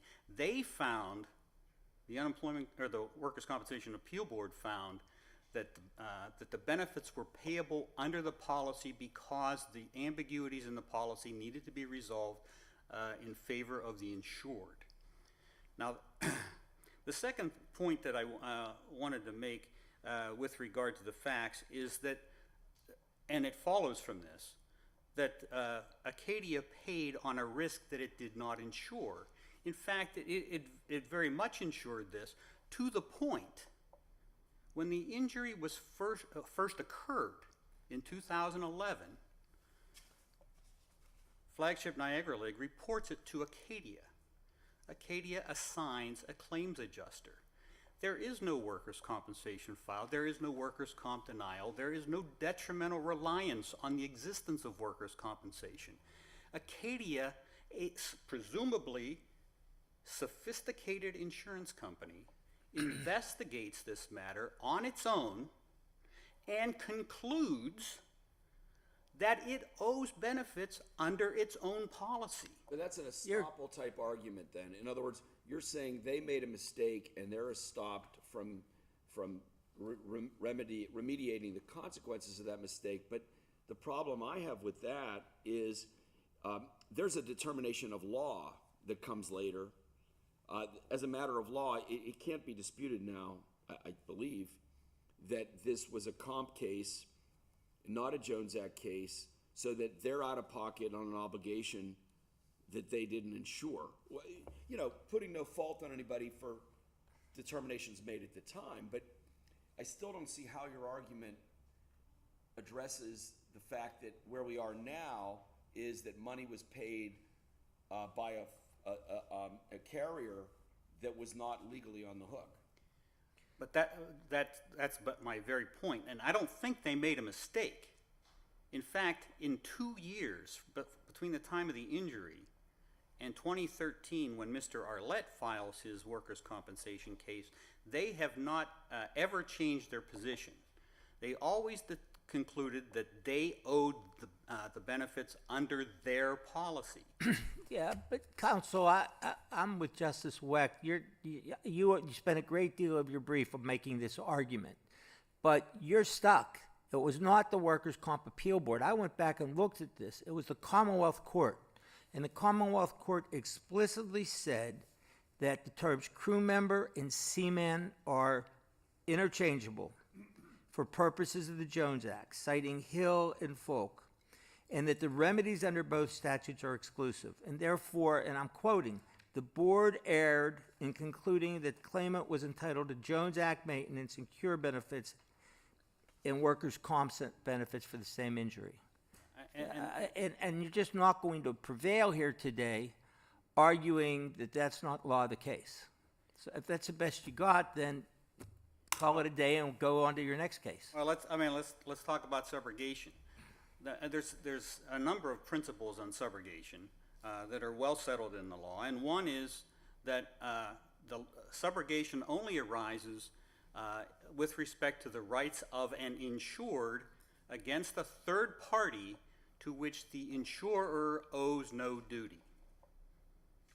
So one of the basic principles here then is that in subrogation, the insurer, that's Acadia, stands in the shoes of the insured, that is Flagship Niagara League. The whole reason we're here today is that Acadia purports to stand in the shoes of Arlet. They're seeking a recovery from their own insured. They're seeking a recovery from you, and they didn't insure you in this context, right? And that, I mean, I would continue to debate the point, but I think we're beyond that with the court. I would say that for the purposes, first of all, I need to say this as well. Appellant has argued here that the Flagship Niagara League voluntarily chose not to have workers' compensation insurance. The record doesn't support that. In fact, the record shows that when Mr. Arlet filed a workers' compensation claim, the Flagship Niagara League, believing that it had coverage, filed a joinder petition against the State Workers Insurance Fund. We always believed that we had coverage. This is not a case, nor will this case result in any decision of employers to cease obtaining workers' compensation coverage. Counsel, just for the record, wasn't it March 5th the insurance lapsed and March 9th the injury occurred, which conflicts with your comment? Well, I think the record would reflect that there was an issue, there were several issues going on with the flagship Niagara League and the State Workers Insurance Fund, because there were two classifications for the coverage. One was boat repair, and the other was museum workers, because we run a gift shop. So we were disagreeing as to payroll and what payrolls applied to different classifications. In fact, at one point, the State Workers Insurance Fund sought to go to the Compensation Rating Bureau for a determination on whether or not the boat repair classification ought to exist under the policy. So all of that was going on at the same time. SWIFT also then issued a number of different notices to the flagship Niagara League about renewal and non-renewal and lapse. I mean, it was really a kind of confusing situation at the time. We didn't know on March 5th that the policy had lapsed. We did not believe that to be the case. Well, can I just follow up on that? I maybe I'm wrong, but I thought that's not the issue before us. Like, you know, whether, and you know, I don't think anybody's coming in with a flaming sword and saying, you're evil, you let it lapse. I mean, the question of between SWIFT and the fund and you, I mean, your client, that is that's over here. But the issue is, isn't it, that they didn't underwrite for comp, they underwrote for Jones Act, and now we know it's not Jones Act, so you're on the hook. I mean, why isn't that the issue here? I'd like to respond to the question, but I think the question really gets me back to the argument that we've already been talking about, that the policy that Acadia issued is more than a Jones Act policy. And I think they did insure this risk. In fact, they concluded that they insured this risk. They also concluded that they couldn't subrogate against their own insured. That's in their own claims adjuster's file. Well, there's exceptions to that, though. If you don't know the coverage in the first place, that doesn't apply. But this is a sophisticated insurance company with an adjuster that comes to the conclusion that we owe money under our own policy language. So, in that sense, I think they do owe it. And they concluded that they owed it. This isn't a case where, and Chief Justice Behr, you asked a question of Appellant's counsel about Section 319 of the Workers' Compensation Act. There's two paragraphs of Section 319, Title 77, Section 671. The first paragraph deals with subrogation where you stand in the shoes of the injured worker as against the third-party tortfeasor. That case doesn't exist. This is not a first paragraph of Section 319 case. The second paragraph of Section 319 talks about adjustments between payors or insurance companies. And Attorney Iannini talked about that in the context of an automobile case. That's true. And that happens in the context where a workers' compensation carrier denies the coverage. And you might have an auto carrier come in. You might have a health insurer come in. And they may become subrogated to those payments if it's ultimately determined that there's a workers' compensation case here. The difference is the coverage and the determination without a denial by the workers' compensation carrier that they ever owed. So this isn't really a second paragraph of Section 319 case either. So I think the Commonwealth Court got it right. There is no subrogation against the insured in this case, and I think it would be bad policy, bad public policy, to suggest that we should do that in this case, unless we want to have a lack of finality with regard to coverage issues. I mean, you could really, literally find yourself in a situation where insurers are paying claims and ultimately, 2 years later, are now reneging on the claims and we're litigating those matters. You need finality, and that's what we get with the denial of subrogation in this case. Thank you very much. Thank you.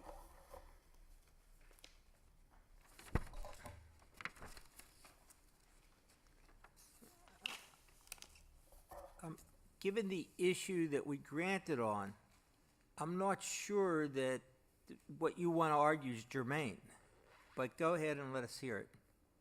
I know you came and we appreciate it, but again, we granted on whether or not Acadia can subrogate to get money from the workers' comp carrier. We didn't grant on various defenses that the state unemployment guarantee fund may have to those payments.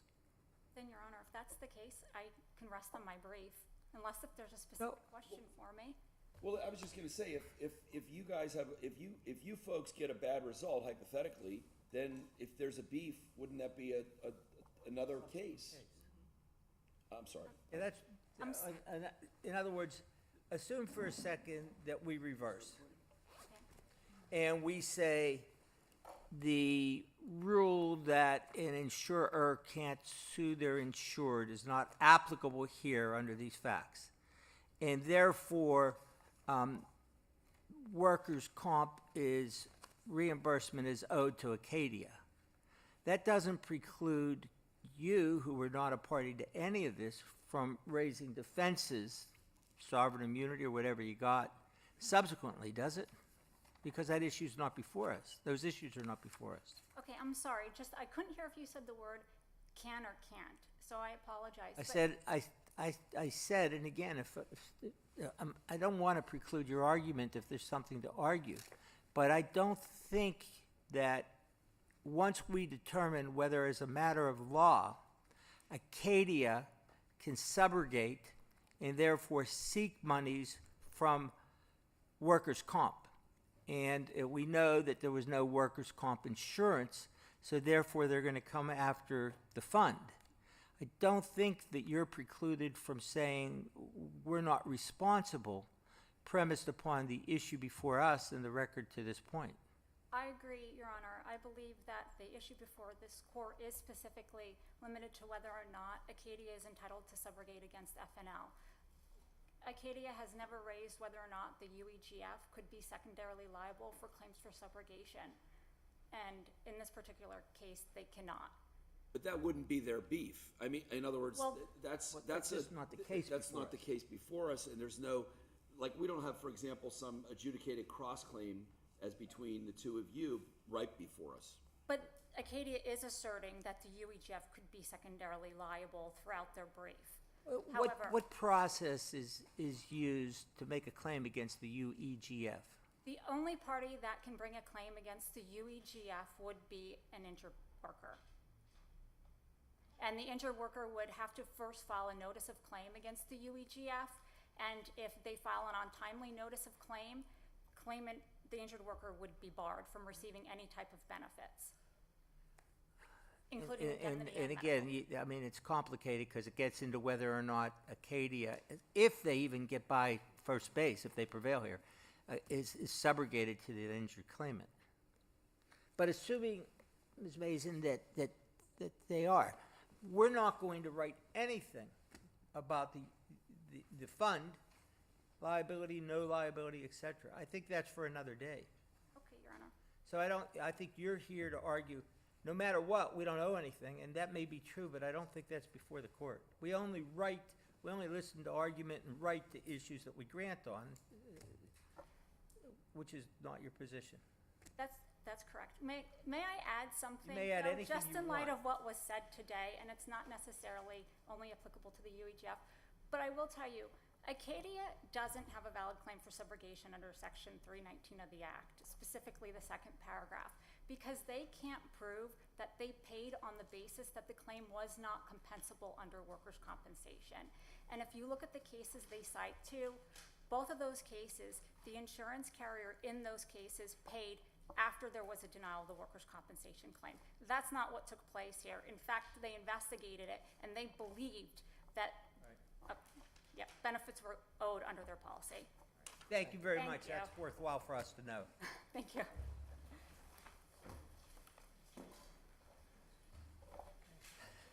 And that concludes an interesting argument session. We'll stand in recess. Brian?